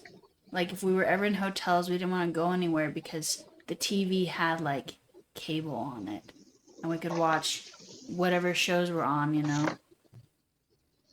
That was the same one. If I would go to my aunt's house, she had cable, and she had every channel. She paid for everything. She had no Wow. kids, and I would go over there and hang out and just watch cable all day. I remember watching my first time watching X Games was at her house, Wow. and I was like, "This is ridiculous." This is Yeah. ridiculous. So yeah, Alex, both definitely. of If, us. if Sorry. no, go ahead, go ahead. I was saying both of us were at CYC. Go on with what you were saying. That's how we met. We met at CYC. We volunteered at the merch table. Yeah, I was proactively selling people shirts you and were. books. I was over there selling for real. I was like, no, we're not about to let them get what they want. We finna sell this stuff. I was like, if you're getting go ahead, get the bundle, get the whole thing. You got to sign up for it all anyway. Oh no, yeah, go get Danny to sign the book. He'll probably do it. I was hawking them books, man. I was Yeah, emptying them boxes out. and they sold out. So And then I found out there somebody's like, y'all have what do they call it? The shirt that's like y'all have like you have the women's cut shirt. I was like, I don't think so. And then we found it in the box. And once I found that out, I was hawking them shirts too. They got to give me. I don't know where the money went. I think he put it on to charity, but I'm a charity. I'll take a couple dollars. commission for the shirts. He said he knew he saw our faces. Yes, I did do the 100 devs live stream the second day. Oh, second day. I wasn't there. I was on an airplane headed to Pennsylvania. Are you losing? Or is that a bird you keep hearing in the background? No, I think that's Ike's chair. It is. It's my chair. I wish I had a bird in the background. Talking about this bird? I'm a huge like parrot fan. I like low key would love a parrot. Realistically, Can y'all see my Band-Aid? That's Bo Peep from Toy Story. oh yeah, I can. That's pretty fire. Yeah. Yeah. I found this in the medicine cabinet. I have to use what you got to use. What did you do? I think I nicked myself going through my toolbox. Were you working on the wall today? No, I was trying to. What was I trying to build? People always try to get me to build stuff because I'm like decent with woodwork. It's like my secondary dream of when I am an old man, like just retired in the woods building stuff.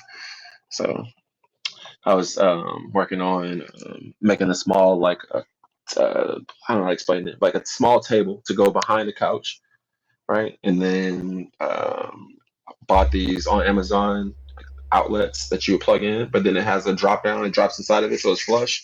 So you'd have outlets to plug your phone or whatever, and then a couple slots for cup holders. So you kind of have this all there because most people don't do coffee tables that much anymore because it's in the middle of the floor.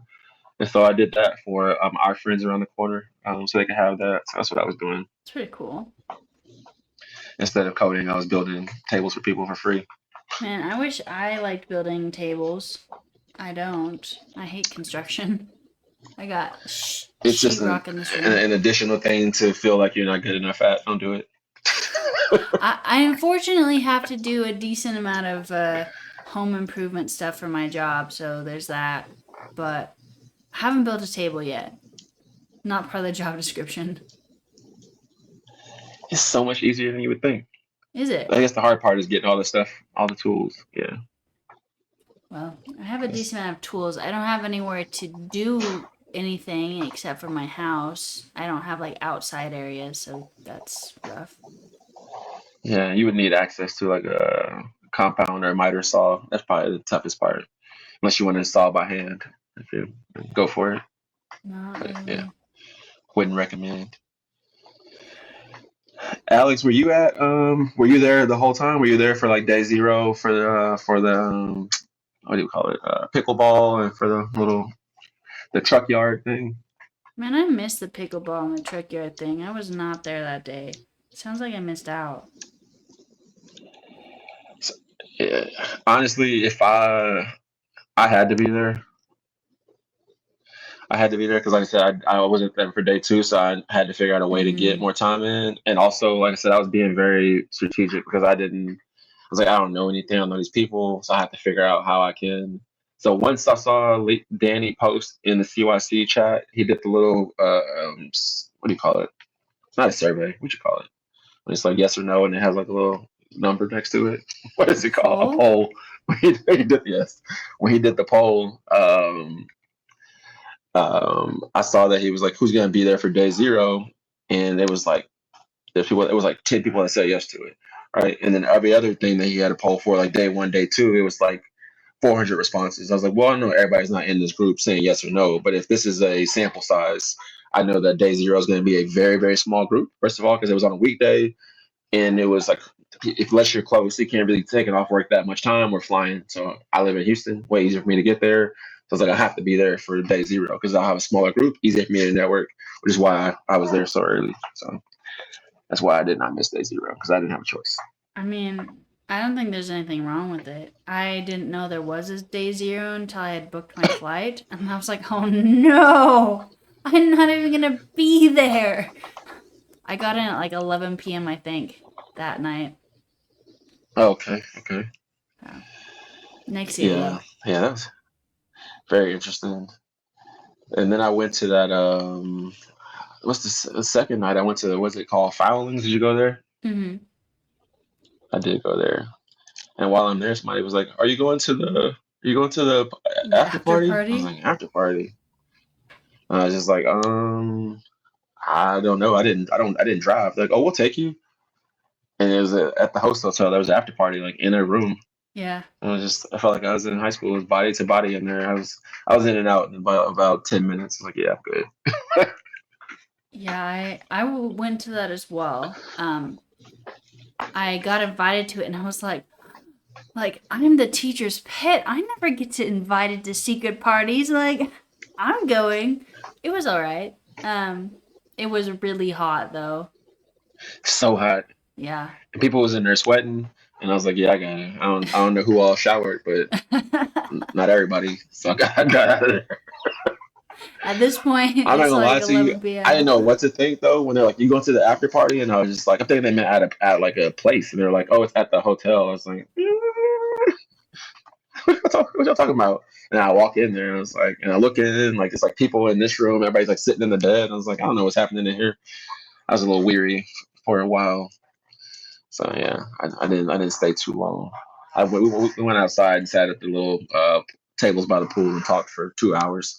I ended up going to sleep so late and had to be up at like 6 o'clock in the morning for a flight. I felt Gross. horrible, Gross. absolutely terrible. Wow. Yeah, Gross. it was cool though.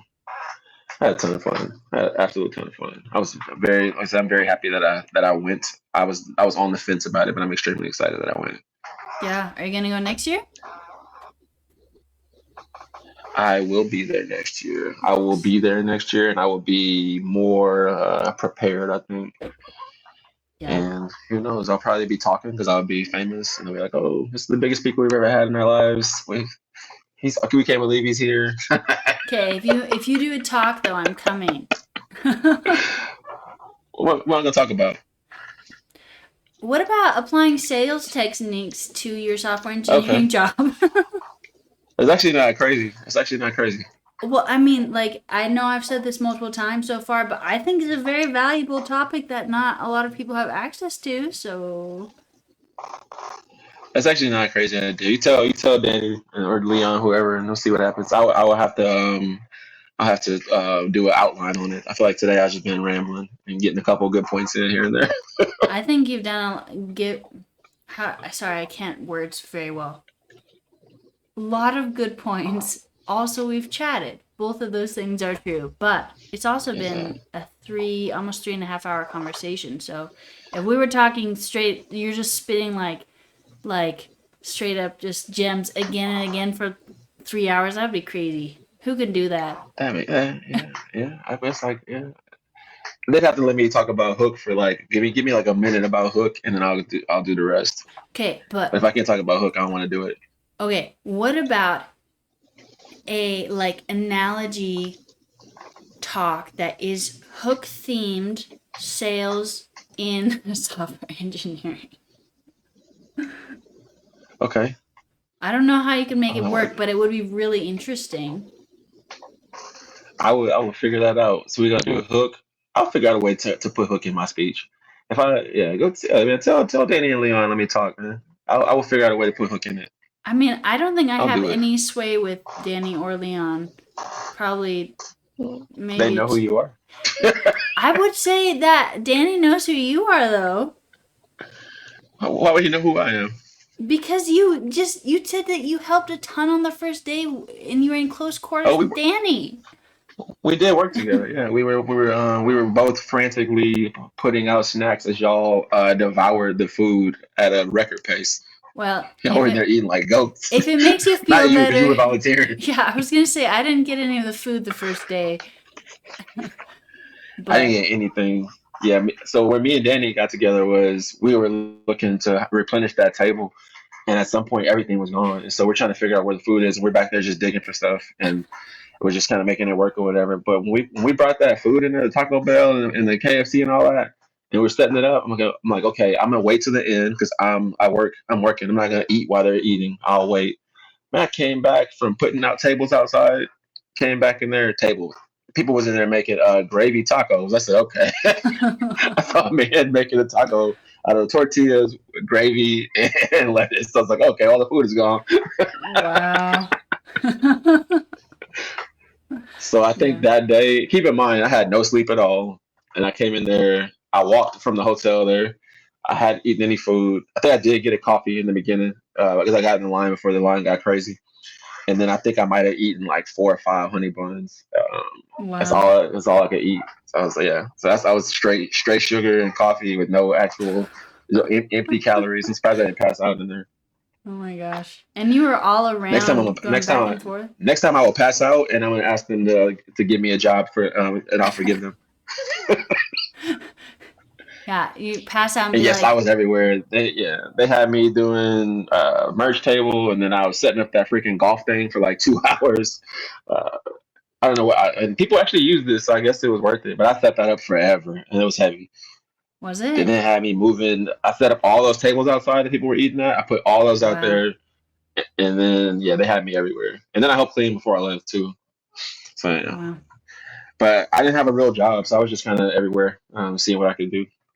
Yeah, and you did a lot. And also, you were very active in the volunteers chat beforehand. So when I saw you in person, I was like, oh, I know. Like, I seen you around. I was active for real. What was I saying? I don't know. You were just asking questions and stuff. So when you said, I'm Ike, and I also had seen your picture, I was like, Okay, oh, that's Ike. I seen his that was picture. me, So, smiling very bigly. very bigly. Exactly. Setting up the table was super clutch for everyone. Yeah. That was the table thing was an absolute mess. Those things fell on my hands. They're hard to move. There was a lot going on, and they were like strapped down with like those ratchet ties. There was a lot Mm. going on behind the scenes with me Ratchet tearing my ties hands up. suck. They're useful, but they And the suck. shirt I had on was like knitted, and so like all the sweat was just like making it heavy. Felt like I was playing a basketball game. It's like, let me get out of here. Wow. Wow. It's a lot Yeah. going on. You're the MVP volunteer. Next year you have I to don't take know it about that. easy. I'm trying to figure out how I would even execute next year because I like the idea of volunteering. But I think if I'm there for 2 days, I would volunteer. Nah, I probably volunteer both days again anyway. I liked it. Nah, It's you hard to see can't talks when because you're you're gonna be a volunteering. speaker. I can do both. You gotta take like one day to yourself, I think. And this chair is crazy. Sorry. What chair? I I gotta think you get a new mean chair. the bird in your house. Oh yeah, this bird won't stop. Hey, I'm trying to do a stream. Yeah, no, that's not how we act. Sorry, I had to tell the bird to chill. But no, I think I would if I would volunteer. If I actually spoke, I would I guess I wouldn't volunteer that day. But I did get to go to like 2 talks. I just kind of snuck out because it was also we had a plethora of volunteers. Um, get that man a can. Oh man, they hate me. Sorry, I don't know if a Zakid. WD-40 would help the chair at all, actually. It would be what do you call it? I don't know what it's called. It's in the same kind of can, but it's just like a clear white liquid. Everybody hates my chair. I'm sorry, y'all. I'll stop moving. I do have ADHD, and I just recently got medicated, so I'm trying to be more still. I think I did a decent job staying still this whole time. If I let haven't, the I apologize. let the bird be free.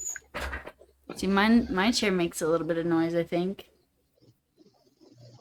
You have the same chair as me. Look like twin Maybe. chairs. Yeah, mine do that Yeah, too. yeah, maybe. Yeah. My chair's a dead lady's chair. She died, and then it was my inheritance. Okay, you know the lady. Yeah, she was my mom's best friend. Okay. Yeah. The burb sound is coming Uh, from inside the wall.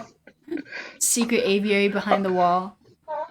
I wish you would have like walked into that a little bit different so I can know how to respond to that comment.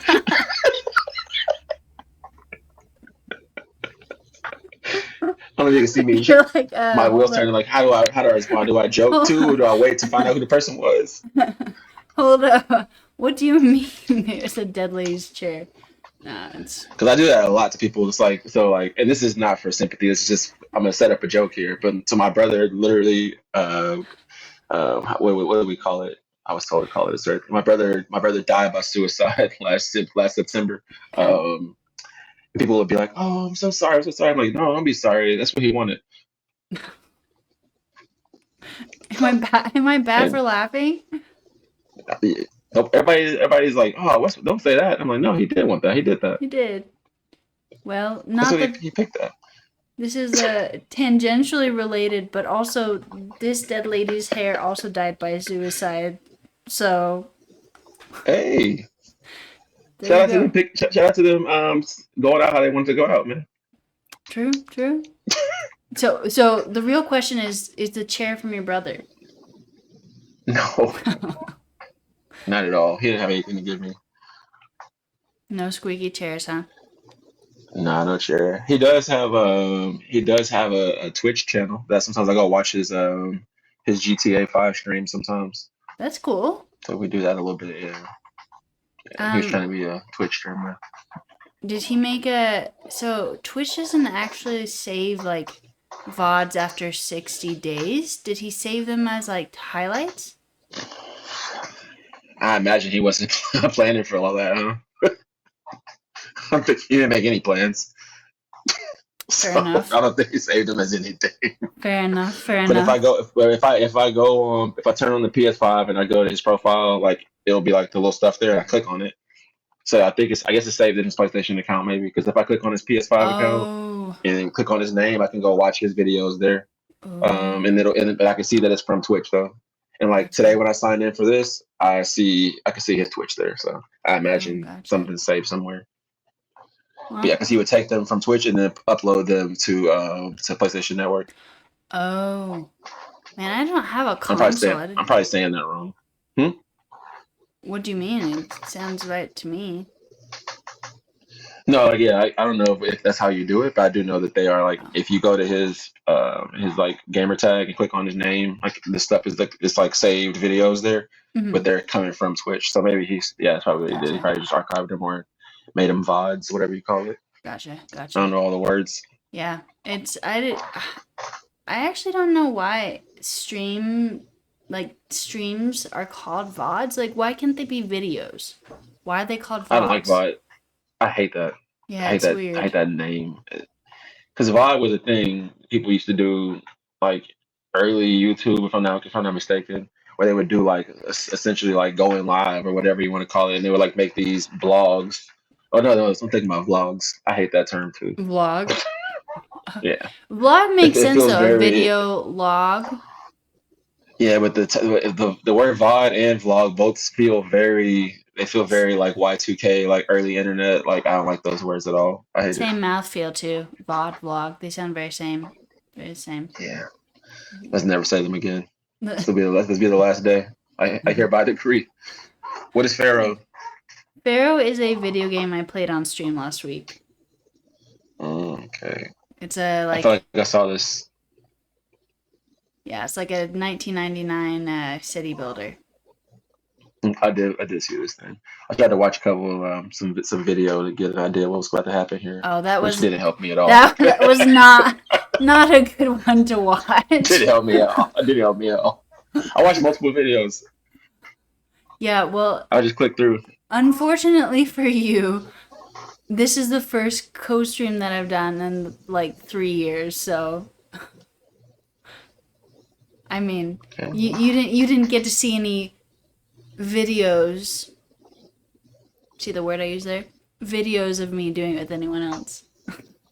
No. It was just like a bunch of like clips, and then I figured out that there were clips and not full videos, and I found out Uh, where those live. Yeah, no, uh, I've only done Twitch, like my sister-in-law streams, So sometimes, so she actually, my first time doing Twitch was, she did a suicide awareness walk, and she had like, she said she was gonna put my brother's name on the shirt, so I watched that, Yeah. and so that's my first time using Twitch. And then after that, Gotcha. when she goes on, it'll tell me she's on. So every now and then I'll pop in there and just watch her play a game. I don't know what the game is, and then probably do a little sub or two. I don't know what the game is, so just being supportive. That's nice of you. She was here today. She came. She came to watch. Did she? Yeah. Wait, did she have a similar username to you? Because there Nah. was someone who had a pretty similar username to you, I feel like. Oh, that was my wife. Oh, okay. There you go. Got all the family in chat. No, she was in here, but she like, she texted me. She's like, no, don't do that. I was like, what? She's like, it's rude to promote your stream. It's my else's stream. And I was like, oh, my bad. Wait, it's rude to promote your stream. What? Because I had mentioned her being a streamer, and she texted Oh, me, and she was like, "Don't do that." She's like, it's like bad, not bad." She's like, it could be considered rude to promote your stream. It's my else's stream. I'm like, "Oh, my bad, dude. I won't do that." that's if she wants, I'm totally fine to drop it in chat. If she wants, I'm happy to do it. No, But no, she doesn't want. I promise you. She was telling me not to do it. well, if Yes, it you was want, Nwanze JL. That's my wife that you saw with my name, but the other person was my sister-in-law. that's so cool. I don't think my family has ever watched my streams. Actually, my mom watched some of my streams, and I swear a lot in my streams, and she hates swearing. And she was like, I watched some of your streams, and I was like, did you? Oh, and what did you think? She's like, I liked them. There was a lot of swearing, but I liked them. And I was like, wow, I cannot believe that you watched those. Like, okay. Nah, that happens for sure. Hey, you gotta be who you are, I guess. Guess so. Okay. But I have to get up at 4 o'clock in the morning, so I Right. do have to go to sleep at some point. So I have to eat, and I haven't done any of my class today. I watched like half of a video. But I still have to finish it. Okay. So Well, as much fun as I've had, I have to be the lame-o and abruptly at least end my portion of this. that's okay. I'm so glad to have had you on stream. Like, thank you so much for being here and hanging out with me for 3.5 hours. Like, wow. Yeah, I didn't think I was gonna make it that long. That's interesting. I guess I didn't even realize the time had gone. That's good conversations. So. Yeah, seriously. And Abruptly after 3 hours. 3 abrupt hours. I mean abruptly in the way of like not knowing that it's over. Like when somebody dies at like 90 years old, like, oh, she just died out of nowhere. No, I think she died out of, it was the end of time. That was 90 years. So yeah, not abruptly in the fact of that, but abruptly like nobody knew it was coming. Okay. Well, I've got your links in the chat right now. So y'all go follow Ike on TikTok and Twitter and give him some love and follows. And thanks for being here, Ike. And when you see that I haven't posted anything in months, just remember that I just went on a social media hiatus because I had a bad month at work and I blamed it on social media. So I deleted all the apps. That's something I do. So I will be back soon when I get my my mind back together. So yeah, if you go follow me, I'll be posting soon again. Fair enough. All right. Well, have a good rest of your night. All right, thank y'all. Thanks for having me. See ya. I feel like I'm not even streaming anymore. I know I'm streaming, but I feel like I'm not. I feel weird. Did I just get lost? I just got confused. Yes, you are supposed to still see me. I'm still here. Thank you guys for hanging out today. Oh no, oh no. I tried to drag this screen. It didn't work out for me. Okay, I won't drag the screen. Okay. That was good. Who's my next guest? I haven't queued anyone up yet, but I've been having this like crisis recently where I'm like, I don't know what I have to offer anyone in stream. Like, I don't know what I have to offer. I don't feel like I have anything to offer. Like everyone has like a thing when they stream. Like, I have to offer making games. I am Leon and I help you get a job in tech and teach you. I am, like fill in the blank, and there's a reason that you're in stream. What's the reason for all you to be here? What value am I providing for you? I don't know. So I've been trying to figure it out. Oh my God, stop. You took a 2-hour lunch break to stay in here. Well, thank you for hanging out. So I've been trying, could have some of your chats on stream as one thing. Right. So what I've been trying to, I've been trying to figure that out. And I met Ike at CYC a couple months ago. 2 months ago. And I was like, damn, I really would like to learn some more about, what's it called? Sales and how to apply that to software engineering. And I think more than me could just benefit from this. And so that's where this sort of idea came from. I've done co-streams before with some other streamers, some other senior devs, where we go over a project in the stream. But overall, I just want to make it like I find value in being here, but I also want y'all to find value in being here and to have a reason to keep streaming.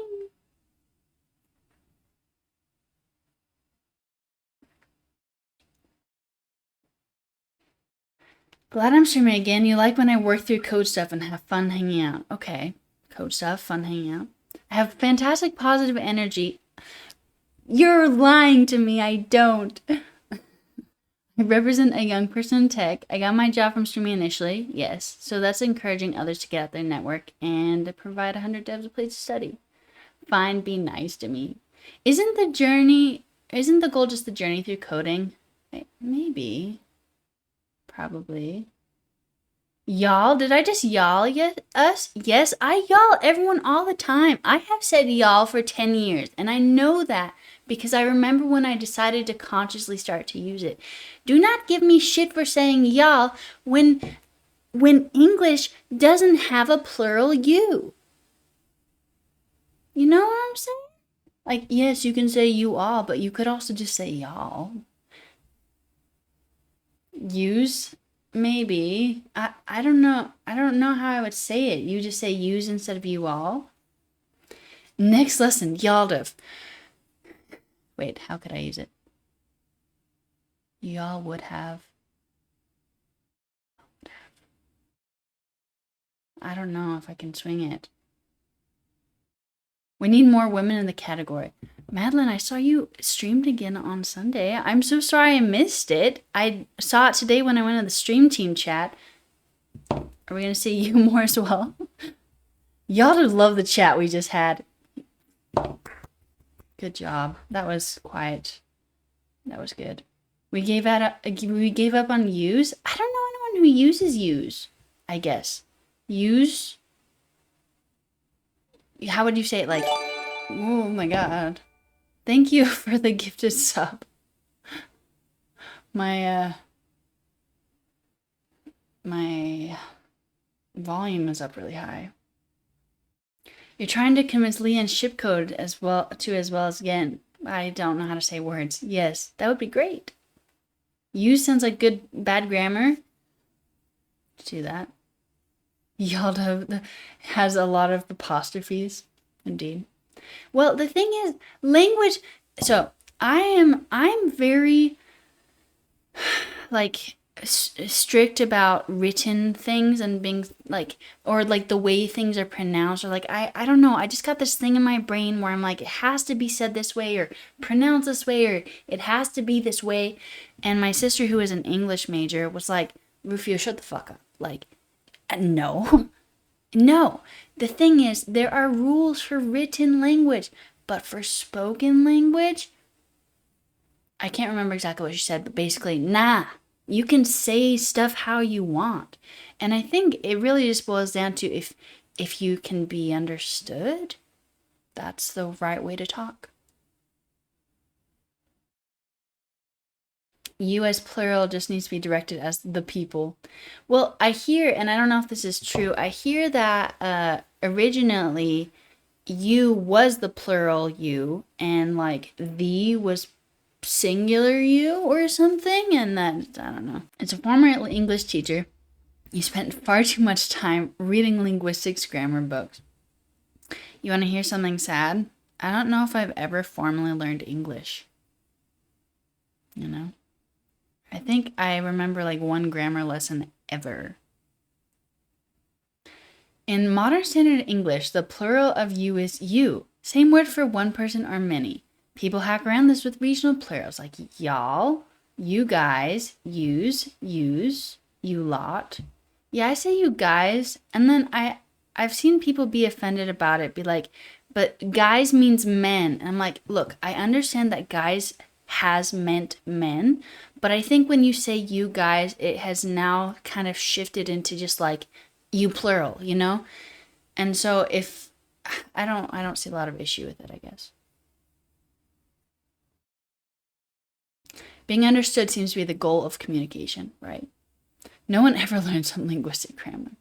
Have you gotten to the confusing thing where y'all can be singular or plural, but then there's all y'all to make sure you know it's plural? Wait, y'all can be singular? Guys has been used for plural forever. You personally don't find guys to be offensive, but you accept it if someone doesn't want to be referred to as guys. Yeah, I feel about the same. Anyway, I'm glad all y'all love the way I talk. You could say, how y'all doing, just to you. Yeah, but why wouldn't you just say, how are you doing? Why wouldn't you just say that?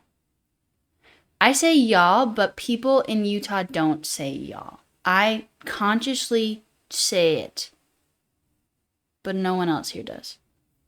Oh, you grew up in the South. Gotcha. I did not. Although I've definitely had a lot of people throughout. What is that? Oh, there's a hype train. What did we do to make a hype train, y'all? Anyway, I've had people in stream and in real life be like, Rufio, you've got the weirdest accent. And I don't know what that accent is. I think people might be talking about not my Utah accent, but my tone of voice when I talk, because I genuinely talk kind of monotone. I don't know. What do Utahns say then? They say lazy vowels. So instead of pillow, they'll say pillow. Instead of milk, they'll say like, I'll say milk. I'll say like milk. Not like milk, but like milk. I don't know. Like just like middle vowels are kind of lazy, or like I also say for BOTH, most people I think say both. I say both. Both. Both of them. I feel like pompous when I say both. Canadians say pillow and milk. Big instead of bag. Yeah, they like Wisconsin people say big. I also say for LILAC, I say lilac. And most Americans say lilac. I think I got it from hearing British people in movies. At least you say vowels. The Aussies, you know, skip vowels. I don't know. I kind of like Aussie sound. Spoken English is quite hard, understandably. Do y'all remember when y'all redeemed speaking Spanish in 2 minutes when I had someone who didn't speak Spanish on stream? I was like, oh no. In Spanish it's lila. What do you mean? Oh, lila. Anyway, I'm not sure what I sound like or like what my accent is, but I'm told it's somewhat distinctive. And I really think I just speak in a monotone voice. You picked up the Aussie accent and slang after a decade plays here. I wish I did. Unfortunately, my Aussie accent is mixed with a shitty British accent and makes the Brit-Australian accent. You can't usually pick out accents, so you don't hear one from me. You attempted to add another 2 minutes, but you didn't want to make the poor guy alone on an island. My accent is quite unique, but what is it that's unique about it? Like, what do I sound like? I want to know. Lots of people in Texas speak differently from each other. I believe it. It's a big-ass state. Do you remember when I showed you my rocks a couple weeks ago? They're still on my desk, so lots of people moving in and out. Yeah, I found out today that apparently there are a fair amount of Utahns in Houston. Was surprised to find that out. I sound to you like you speak Spanish. Sometimes I speak Spanish when I speak English. Like my vowels are fairly similar. You know, I think that Indonesian and Spanish have a lot of similar vowel sounds. Like they don't sound like the same language, but sometimes I get confused. Like for example, in Spanish, almost is casi, and in Indonesian it's hampir. But I didn't remember that, and so I was speaking in Indonesian, and I was trying to say almost blah blah blah blah blah, and I kept saying kasi, and no one said anything.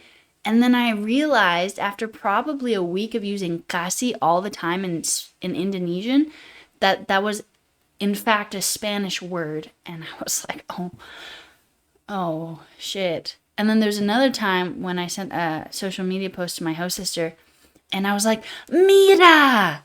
My brain was like, this is foreign language. That means look. And my host sister, that's Spanish by the way.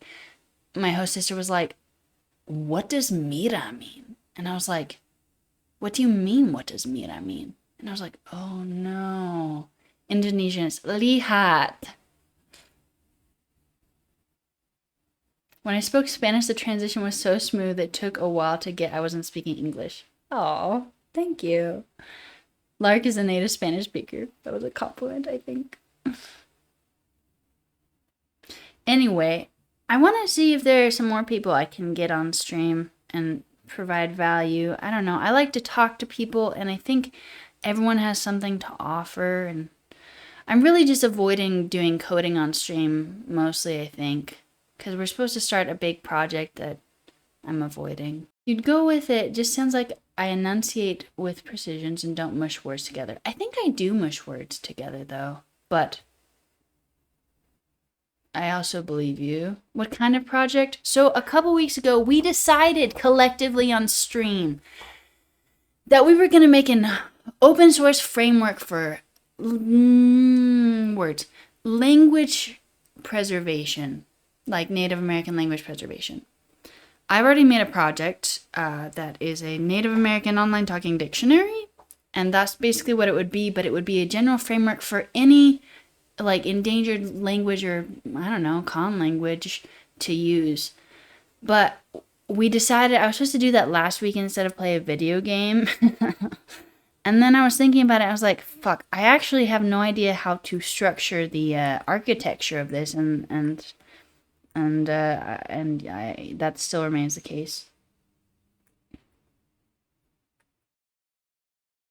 New to the stream. How many languages do I know? Wait, it depends if it's a coding language or like a language. If it's a coding language, I know JavaScript and TypeScript, which is like the same language. That's it. For spoken languages, I'm not gonna say I'm fluent in any of them except for English, but English, Spanish, Indonesian, Southern Paiute. I think that's it. Occasionally, tiny bits of Turkish if I'm in a place where I don't speak the language and my brain is scrambling to give me some language. You can help with the architecture? Okay. How? Did I learn any of those just for fun or to use actively? So, I've lived in over 9 countries throughout my life.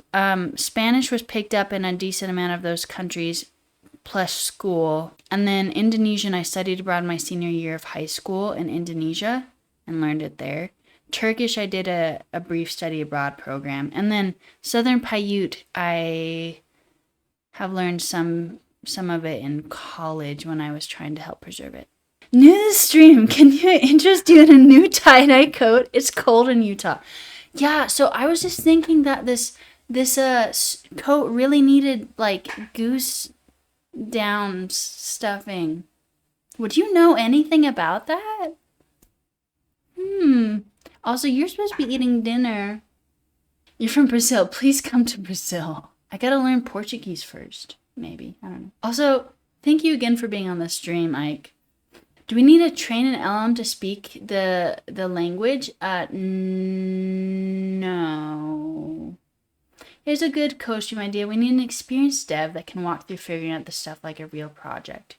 Maybe we could do a panel. That's something I've thought about because I feel like I actually know a fair amount of senior devs that would be willing to help. But then at the same time, would that be too many voices talking about it, or would that be a good thing? I don't know. Non-ironically, you can get by using Spanish or English. Probably. And I hear that it's not a huge jump from Spanish to Portuguese. Not in that they're the same language, but that they've got a lot of similarities, you know? You're eating and watching Hook and this, huh? Have I found what works best for me when it comes to learning a new spoken language to conversational? Immersion. Every single time. Like, immersion. Like, the best way to learn a language to me is being immersed in it. And then your brain is like, oh no, I don't understand this. Have you learned any other language ever? Here it is. Does this work? And it doesn't work. And your brain's like, okay. And then like the switch kind of flips, and then your brain is able to start learning it, and it's really hard, and it takes a long time, and you suffer, and there's so many awkward cultural things, and eventually you get to an K level. I'd have to treat it like a Scrum Master or a PM.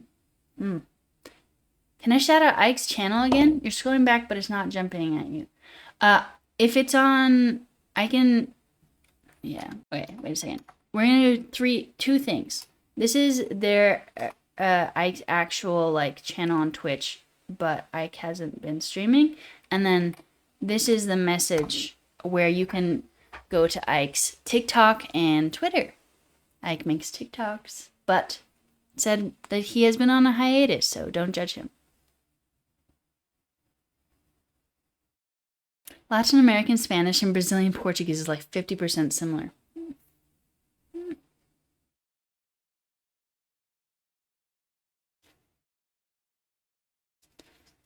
You kind of understand each other. You Brazilians can get by using portunhol. Yeah, I feel like I could pick it up.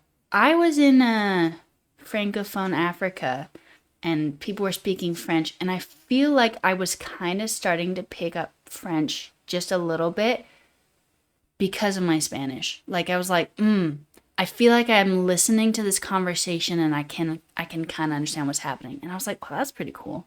Never learned French. I can say je suis un pomme and je suis américain. Same root languages are easy to pick up, right? That's what I hear, and that's what I briefly experienced, but I wasn't anywhere long enough to pick up French. So, like I said, I can say 2 sentences in French. Italian's the same? Really? You can kind of understand something. Just hit all the Romance languages all in one. But can you understand Romanian? That's what I want to know. I went to Romania this year, and I thought I would be able to understand more than I did. I didn't, so no. Okay, y'all. It's been almost 4 hours. Should we raid? I also need to eat dinner. It's like 8:30 for me. I'm not really hungry, but I feel like I should eat dinner. Also, I want to do a drawing stream somewhat soon. I think that would be good. I made a really cool commission drawing this last week, and I really want to show it on Instagram, but I can't do it yet. Funny story, you're having dinner with your wife's family, and they had family over from France. You're talking about ChatGPT, and they're like, what did you just say? Apparently, if you pronounce GPT the right way, it means I farted in French. That is funny. Nice community and great stream. You're glad you found it. Well, thanks for hanging out. I'm glad you found us too. Hopefully you'll come back. So normally we raid small streamers. However, today we're gonna raid a big streamer because they raided me a couple weeks back, and I feel obligated to, you know, what is it called? Pay them back? What's for dinner? Oh, it's borscht. Yeah, I made it yesterday. Neck in French is like ass in Portuguese. Reciprocarte. Reciprocate? Wait, why are we saying reciprocate? Why are we saying Wait, why are we saying reciprocate in so many languages?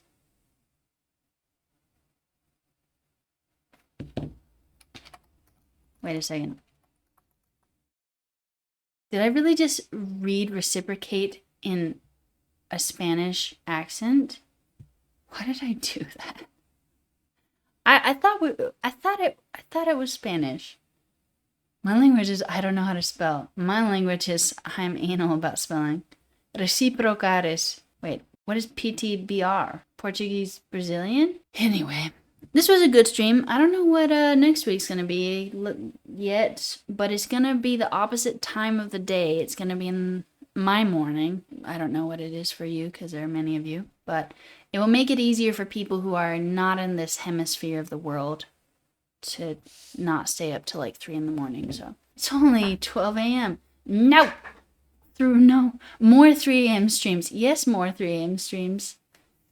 Yes, we alternate through the weeks. This week and 2 weeks from now will be this-ish time, and then next week and 2 weeks from that week will be the other time. I don't know, you know.